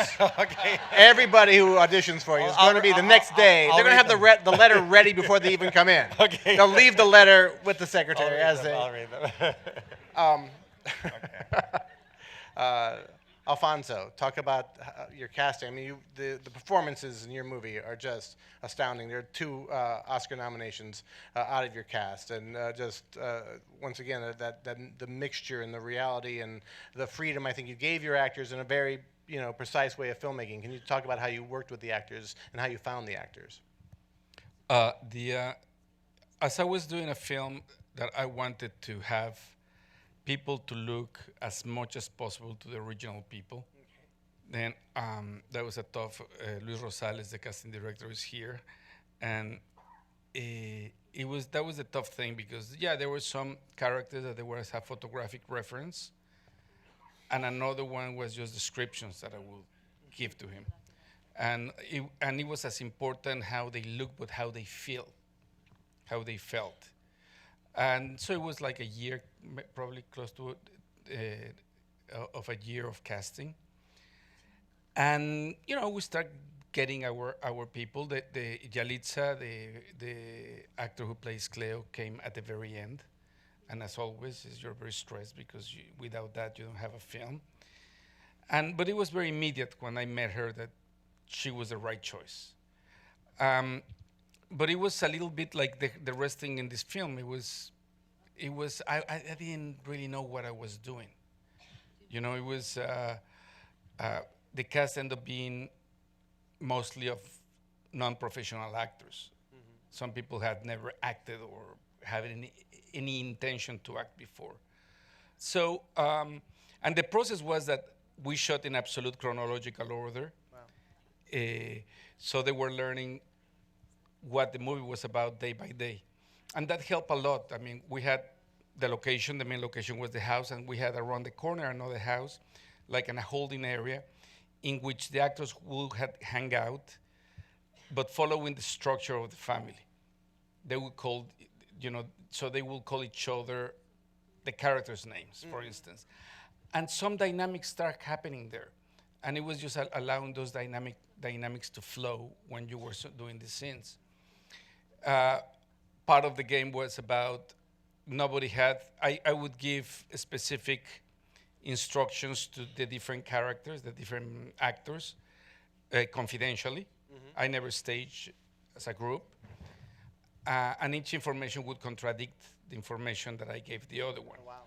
So it was about creating that chaos that you're talking about. And sometimes it was too much. Sometimes it didn't work, but sometimes it was just happening. And I was just so lucky that I ended up working with Marina de Tavira, who plays Sofia, and Yalitza Aparicio, that plays Cleo. That the opposite sides of the spectrum. Marina is a highly trained actor, and Yalitza had never done anything in terms of acting. But for Marina, it was so difficult at the beginning to engage into this process of chaos. Mm-hmm. And for Yalitza, the actors, the non-actors didn't know that was not the normal process. You know, they were just doing it. And eventually, what was really magical for me was to see Yalitza building her own character, you know, and really understanding as she was learning her character day by day, really crafting something very subtle with the character. So I'm just very grateful because a part of what I have to do was just create the chaos and observe and see what happened. I've heard you tell the story of the birth scene. Yalitza took it to places that you didn't think it was going to go. Can you tell that a little bit here? Or? Yeah, as we were shooting in continuity in chronological order, you know, the scene before that was her being taken into the labor room in a stretcher, and then I rehearsed the scene without Yalitza, with the doctors that are real doctors. That's what they do every day. They deliver 12 babies a day. So they knew exactly what they were doing. And once that everything was staged, we just shot the scene. Yalitza didn't know what was going to happen. And actually, she thought that we had a live baby that we're going to hidden under the table. You know, that she's going, and she was looking forward to meet the baby. And and her reaction is, that's take one. You know, sometimes when you're doing like this, you cannot. Then I did take two, and the performance is amazing. That is a testament of how great of an actor is Yalitza. But there was something immediate about the first take, even if technically I had my issues, that I decided to keep that first take. Wow. Amazing. Here's a real director's question. What was the hardest thing you had to accomplish in your film? Obviously, the hardest thing is usually raising the money, not raising the money. But what was was there anything like a day you woke up with a knot in your stomach where you're like, how am I gonna do this today? What was the toughest thing on Shoplifters?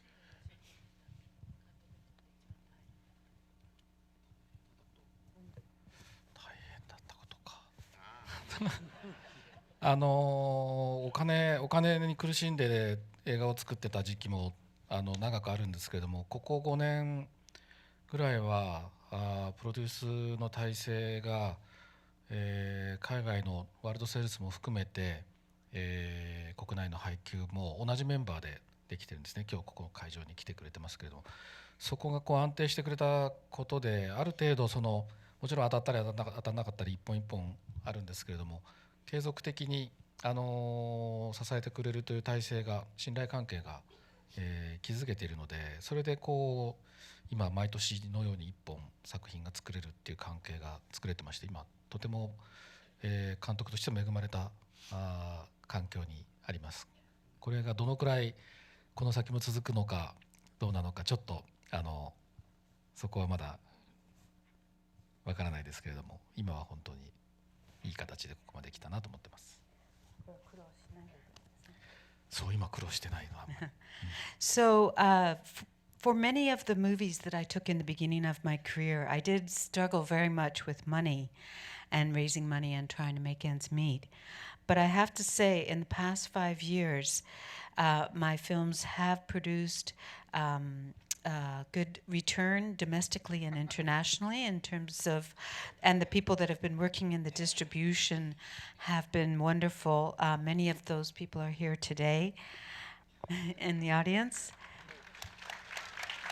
And so we have developed a trust relationship over these 5 years and created a stability for myself so that I can produce one film per year. And I feel very fortunate. I'm very blessed that this reality is my current reality. I'm not sure how long it will last, but for now, this is the way it is. Nadine, I apologize. I thought I began the question about the visual design with you, but I actually didn't get to answer that question in terms about the visual design of your film and working with your cinematographers and things like that. You didn't ask it. Never mind. Was that. I sleeping? I'm sorry. I'm Jet falling lag. apart here. All right, Florian, talk about that. Was there a tough thing that you had to accomplish in your movie? Or? I mean, I'd say one of the tough things was, one thing that was very important to me was the love scenes in the movie, and I knew that I wanted them to express something. I knew they would be these islands of bliss, as I looked at them throughout the whole film. That in a way, these young people who are so, in a way, they're just trying to do good things, and people from all sides are attacking them and are instrumentalizing them and so on. But they have this, and they're poor and they're being maltreated from all sides. But they have this one, in a way, island of happiness, which is their consolation, and that's their love. And I wanted to express that through these scenes of lovemaking. And that's not something that's been done regularly over the past years. In some ways, cinema has become quite prudish, and I find that's a problem because so often that it needs to express something. And I also have a problem with love scenes. Very often you have a film that flows beautifully and has a great story, and then comes the love scene, and actually the story comes to a full halt, and you just have people, kissing each other, feeling each other up, and rolling around in the bed, and then you go back to the story. Right. And I didn't want it to be like that. I wanted them to be real continuations of the story. But I knew this would, I had very young actors, and who hadn't had so much experience with filming love scenes. So I talked to them about this in great detail, but I could see they were still a little awkward about it. So what I did is I then found some stand-ins who, free-spirited stand-ins, and then actually rehearse the whole choreography of a love scene, because I think what is so awkward about love scenes so often for actors that you just say, oh, now, well, do something there. I mean, you don't do that in other scenes, or at least I. So I thought it has to be just completely choreographed and worked out. So I worked out the whole choreography with these actors in a hotel room over 3 days. We have a production assistant sitting outside, and then Caleb came in for the last day or two, and we actually developed a whole, in addition to the choreography, we developed exactly how we were going to shoot that. Caleb shot it on, it was amazing to see how he was able to create a really cool light just using his little hand video camera, and actually masking the hotel lights with tissue papers in varying layers. It was amazing. He actually created a very beautiful, intimate light situation, and then we filmed it and really figured out how it was. And then I showed the actors these scenes with the stand-ins and said, look, this is, don't look at the acting, just look at the choreography, and I think that made them feel a lot less awkward about it, that they saw, okay, you know what, this is a regular scene, this is almost, let's look at it as a kind of, ballet of love in some way. And then I actually also, I said it, so I think the very first week that we have a shooting was mainly love scenes, because, it's something, I think it was a very good way for the actors to really get to know each other, and then they didn't constantly live in the fear, oh my goodness, week 7 comes that love scene. So that was in a way a hard thing to accomplish, but it was, we're very, very happy with how that turned out, and yeah. Right. As were the actors.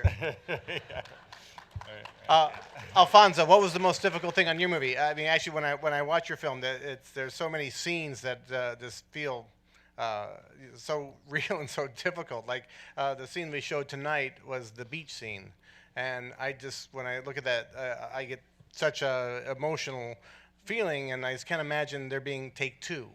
I just can't imagine. It's like, we're losing, go back to first positions, get a dry suit on, what was actually tough for you to shoot in?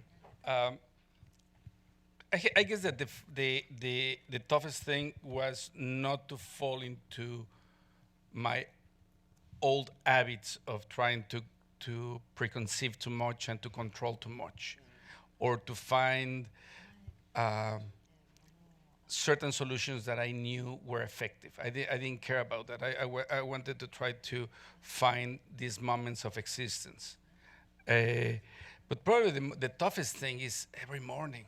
Sure. is every morning this combination of excitement and dread, yeah, and to overcome that dread, that usually is the drive to the set, and the joy for me comes later. Is just the whole breaking the jumping into the swimming pool each day,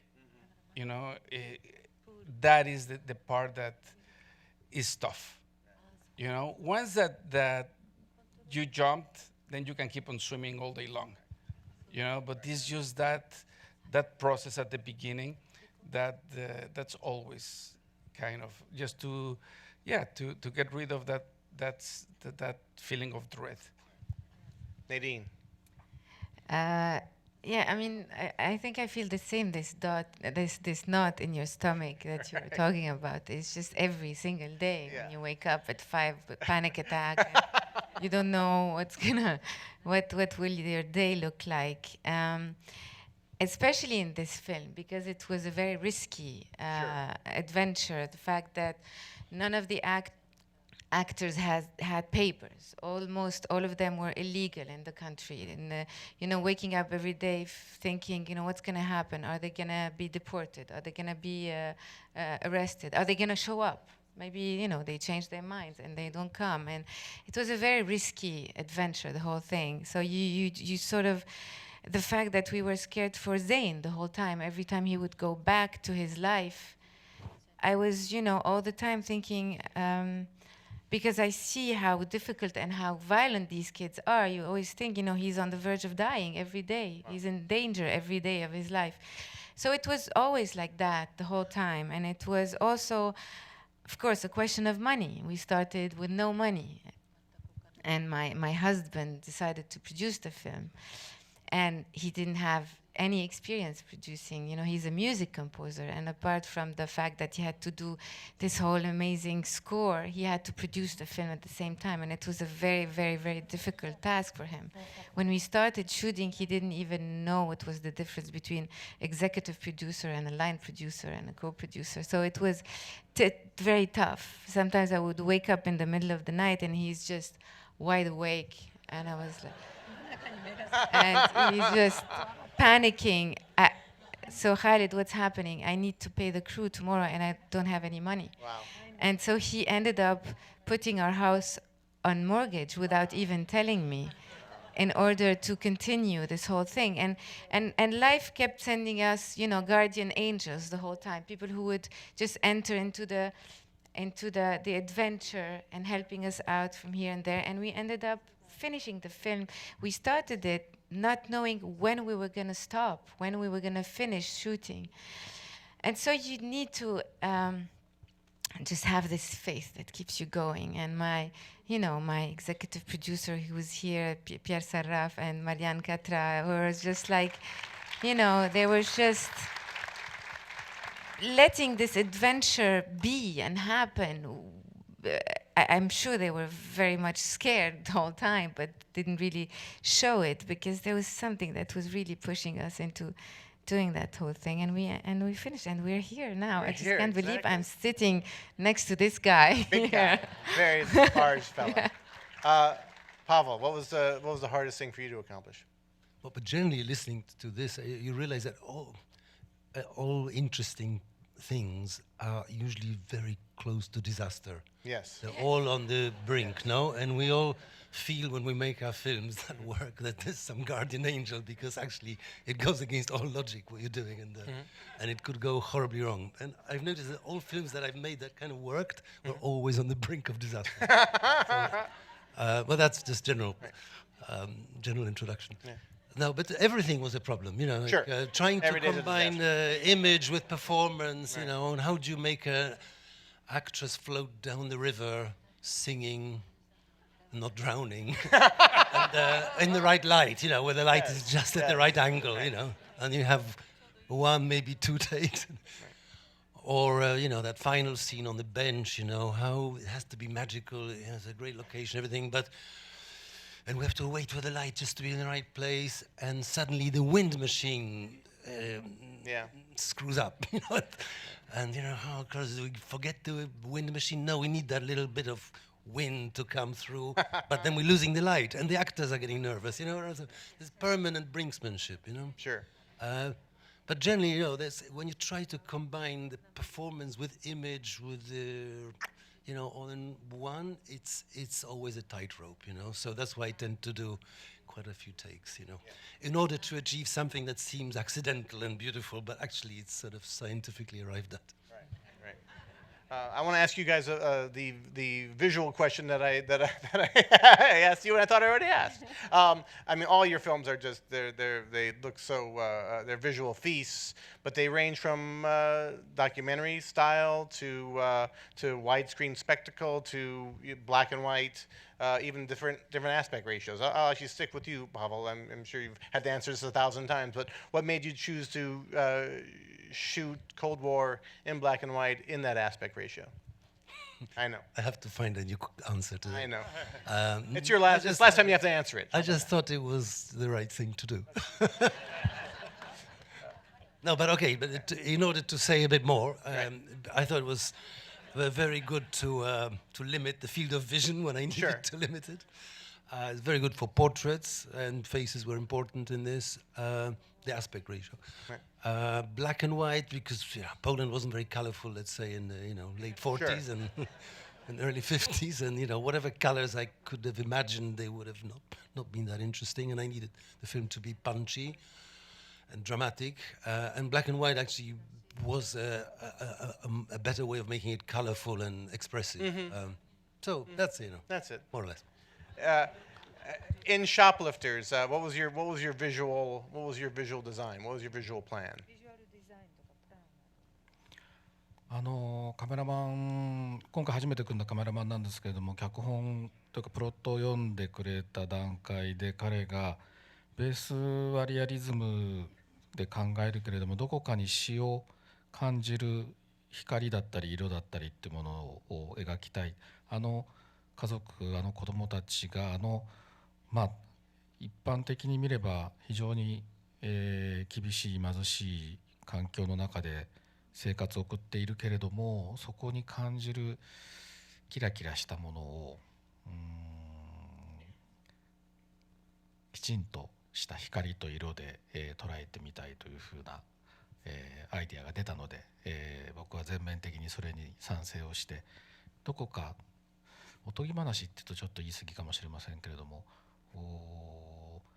映画の中でレオ・レオニーの「スイミー」という絵本を使ったんですけども、その小さな魚たちが水の底で泳いでいる、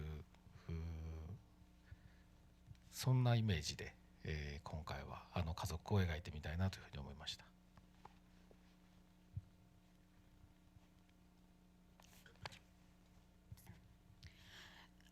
So when I first started visualizing this film, I talked to the cameraman and or the cinematographer, and he looked at the plot, and he said to me that he wanted to.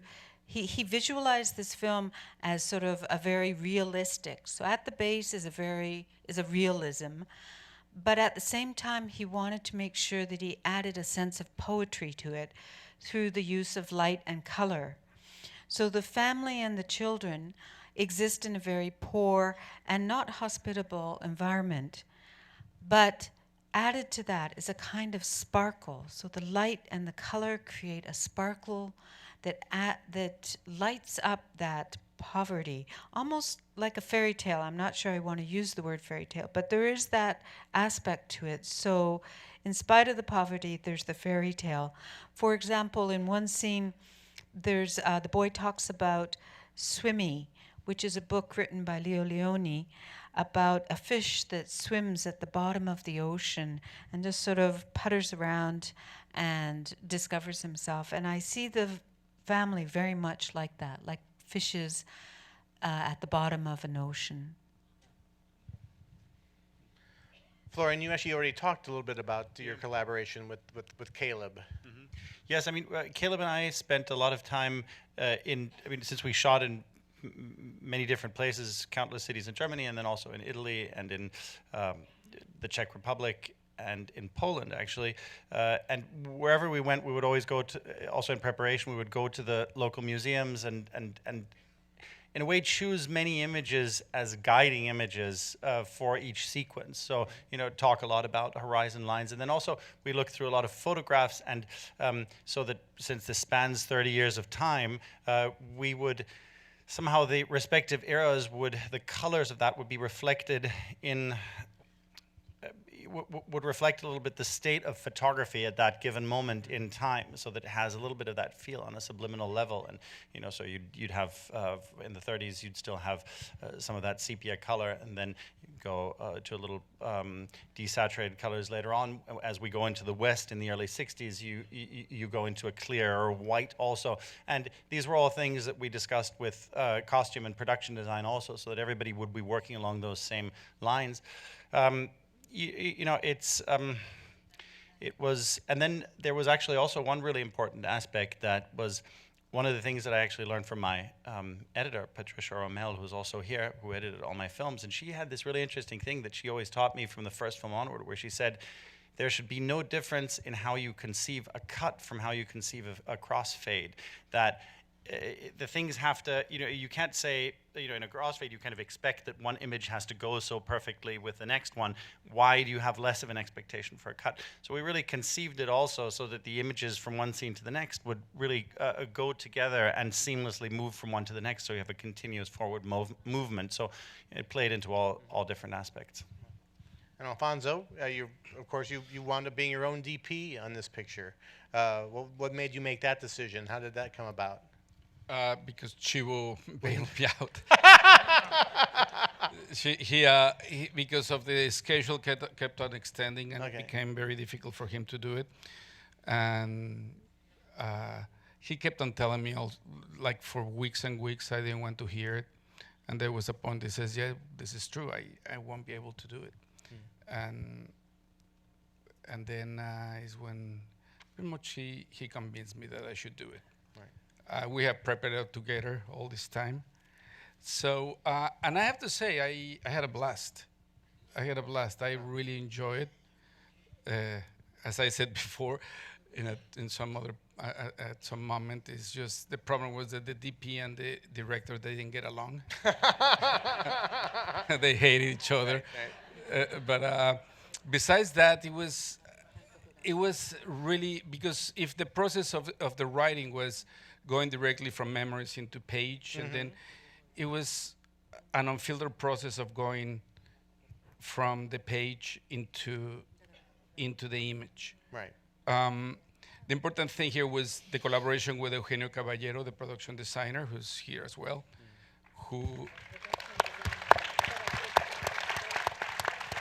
because the film was, from the get-go, one of the reasons I wanted to explore this film was about exploring time and space. So the function of the camera was trying to register that sense of time and space. And the first thing was the very, very detailed and long work that I did with Eugenio. And for Eugenio to create these spaces that had to have a lot of information, both character-wise, but also in terms of a socio-political commentary, most of them, or some symbolic, metaphoric elements that we will repeat throughout the film. And then it was about trying to combine those things. Actually, the image was about that, about time and space, and time in the sense also of the flow, of allowing things to expand, to take their own time. Not in the past. I always controlled time and rhythm. Here I wanted to put myself at the mercy of that, and ultimately, cinema is about time. And I think that image is also about time. And I think it's the first time in my career that I really focus in that element of. I I felt always very comfortable dealing with compositions and setups and choreographies, but here was more about the sense of time. That was what was guiding everything. Nadine, who I'm not going to skip you this time. You know. Hey, please don't, Right. because my cinematographer is here. His name is Christopher Owen, and he's just amazing.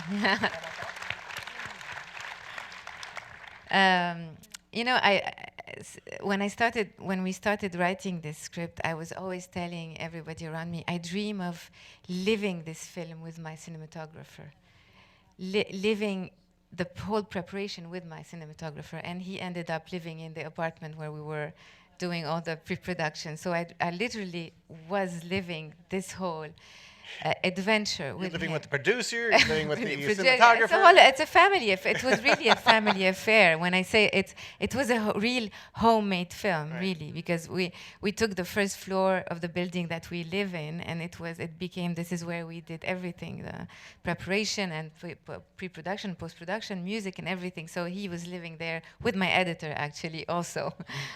So yeah, it was really a family affair. Anyway, so for me, it was, for us both, it was important to live this together so we get to the shoot where we don't really have to talk a lot. It becomes very organic, and it becomes something that we really, a language that we understand, both of us, very, very quickly. And we decided that, of course, we were going to shoot with available light most of the time when we can, because it had to be very realistic. So we had to be intervene the least possible. This was the word on the shoot. We intervene the least possible, whether in lighting or even setup or in everything. We just decided we need to blend in the most possible. So we used available light whenever we could, and we were very mobile. So we had to shoot handheld everything because we had to really follow what was happening. And we knew that sometimes, some things were going to be improvised. So they need to be very mobile. So when you're watching the making of, they were doing, we had 2 cameras, and when you're watching them, it was like a choreography. They were really dancing around the actors all the time. And Christopher really found himself in very peculiar situations sometimes, in very peculiar positions, because he had to, find his place in order to capture this moment of reality, and especially when you're working with children and you have to be we decided that most of the time we had to be at their level. So it was very, of course, difficult and very physically difficult, because sometimes we would shoot for hours just to have a smile from Treasure or have a certain reaction from Zane, so we had to be very patient, and physically it was very, very difficult. But so those decisions were happening really very organically, and we tried to be as real as possible and as much as we could, shooting like we were shooting a documentary, with those moments that were more poetic, where you see it was like a sort of withdrawal from the reality of what was happening. So there was 2 kind of shootings, one that was very, very handheld, very organic, and one that was a sort of withdrawal from everything. It was like a God's point of view on things that was more poetic and more structured and more I don't know how to find the word, more poetic in a way, yeah. With this award, you guys are nominated, your film is nominated, but also your country is nominated. And I'm wondering what the reaction was back home when to all the attention the film has received. Actually, I talked to you a couple weeks ago where you were talking about when you won for The Lives of Others, what it was like to go back with your award. Could you? Oh my goodness, yeah, it's true. I always think, actually, at one point we even talked about at the Academy of doing a movie that just a little clip in the way like Tornatore's edit that you did here of the various films, where you would have show the reaction in all the countries. I remember that when Tsotsi won for South Africa, I saw this image of Gavin Hood driving on an open Jeep through the villages, through the desert villages in South Africa, and you had thousands and thousands of children running there just wanting to touch the Oscar, which he held down like that from like this magical object. And we had, when I won for The Lives of Others, I remember there was this, I think it was in Dortmund, in one city, there was, they had actually done this parade on the big square where they had shaved the heads of 100 people, had covered them, colored them gold, and they were all standing there in freezing cold. This was right after the Academy Awards, and I walked through those, you know, right up to the town hall. It was this, and with thousands of people around. Anyway, there are all these images from, and actually it was very funny because then I had the award, and one of these guys who was there shivering, you know, these muscular guys painted completely in gold with their heads shaved, and they had all, you know, given up their hair to be on this television program, and then he saw the statue and said, "Oh my goodness, he has hair." Because it was really, you know, the Oscar actually does have hair, but he looks bald from a distance. Anyway, you know, it's just, of course, it has a huge impact in the country. But actually, in a strange way, we had this thing that. In Germany, for example, The Lives of Others was not particularly successful until we suddenly started getting nominated, and wow, you know, we must have a good film here. And suddenly that got people to go and see it in Germany. So I think we have the same mechanism happening right now. It would be good if our countries maybe were a little more confident in their own opinion, but everybody values the Academy's opinion. Yes. How has Mexico reacted to Roma's? They're in the house tonight. There you go. It's no, it's been the interesting thing is that the film has opened a whole discussion in Mexico about racism, about domestic workers, and the film is being used as a platform for the domestic workers organizations to get legislation. So that is kind of, yeah. Same here in the U.S. Thing is, I think that's the interesting thing also because of Yalitza, that is the first time in which there's a real representation of, in call it mainstream film, because it ended up turning to be a mainstream film, of an indigenous woman. You know, it's, because and the influence that she's been to other people. Yalitza is so smart. I mean, she's so incredibly smart and sensitive that she understands the symbolic value of herself right now, and she's just not only doing with dignity but really spreading the voice. And I think it was a discussion that was long time needed. Pretty much centuries, and yeah, unfortunately, and and you know, I think it's a moment in which the country has to recognize itself as a racist country. You know, it's a generalization, but it's the social structure is built like that, and that has been the most interesting aspect of all of this. Wow. Wow. And in Lebanon, how have they reacted? It's actually, you know, we don't have one kind of reaction in Lebanon because obviously some people don't want to acknowledge also the fact that this is happening in our country. Right. The same things, you know, the situation of migrant workers and domestic workers in Lebanon that is very problematic. Unfortunately, it's almost like modern slavery. The situation of these kids that are on the streets. We don't want to those belts of misery that surround our cities and that we treat sometimes as if they were invisible. We don't want to look. We just keep going. We just keep driving, and it's really here. It's there. Those slums, those belts of misery that surround our lives. We don't want to acknowledge that. So there's a lot of people, obviously, that are don't want to look themselves in the mirror. They don't want to see the flaws. They don't want to acknowledge that this is happening in our own country. Because there's this pride, obviously, that we do have, and we don't want to see it. But some other people have a very positive reaction towards the film, and they are acknowledging the problem, and they want things to change. And this film was made to ignite some kind of change. So now the film is becoming a discussion. It's becoming a debate among people, a discussion among people. And I think this is the way to start the healing process. We're not going to stop there.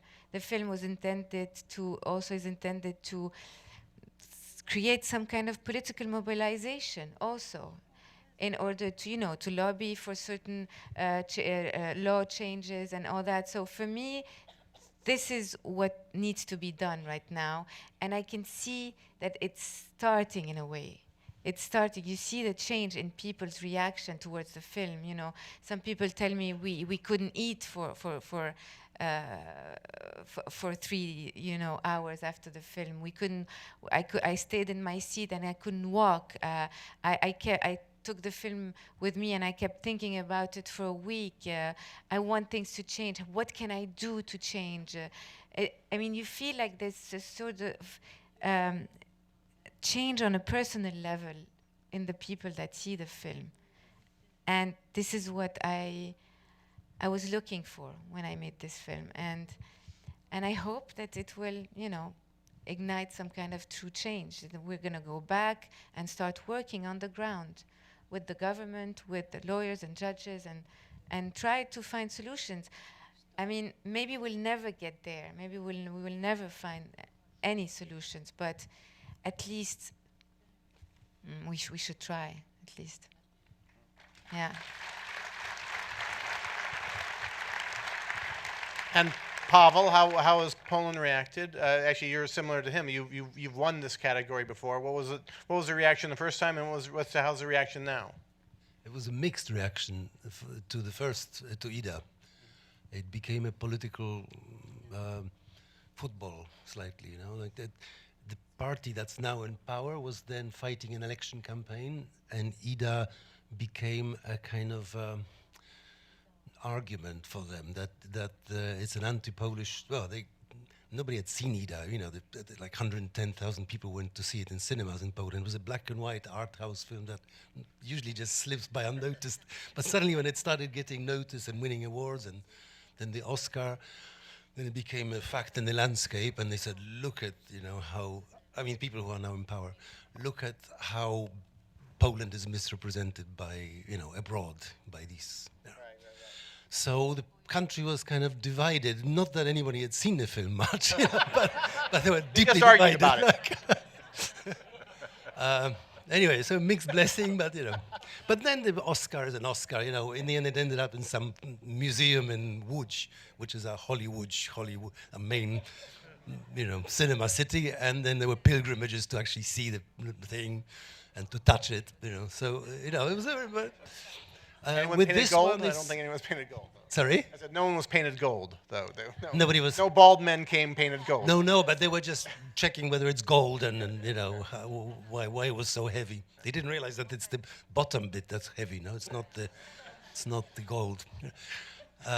Anyway, and then with this one, you know, there's a lot of fuss, of course. You know, the Joanna's village is being haunted by by journalists and sensation seekers, and they're kind of trying to interview her sisters, brothers, local innkeeper.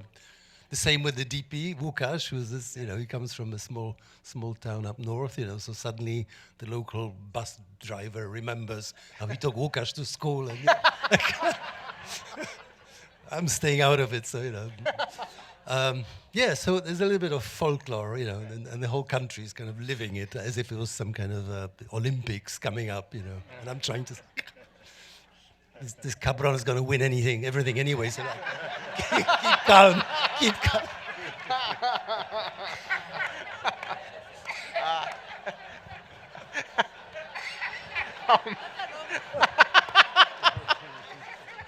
Wow. And in Japan, what has been the reaction for you and the film?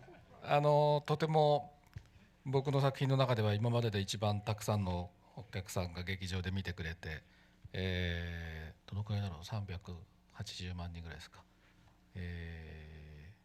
とてもいい反応で受け止めてくれました。それはもう本当にカンヌのパルムドールというのが大きかったと思いますけれども、ただやはり一部で同じように見る前に万引きをしながら暮らしている家族の話っていう、あらすじ以前の段階で、そんな恥ずかしいものを日本の外で上映するのかという、何かちょっと日本のネガティブキャンペーンなんじゃないかっていうような批判というかですね、そういう声が一部から上がり、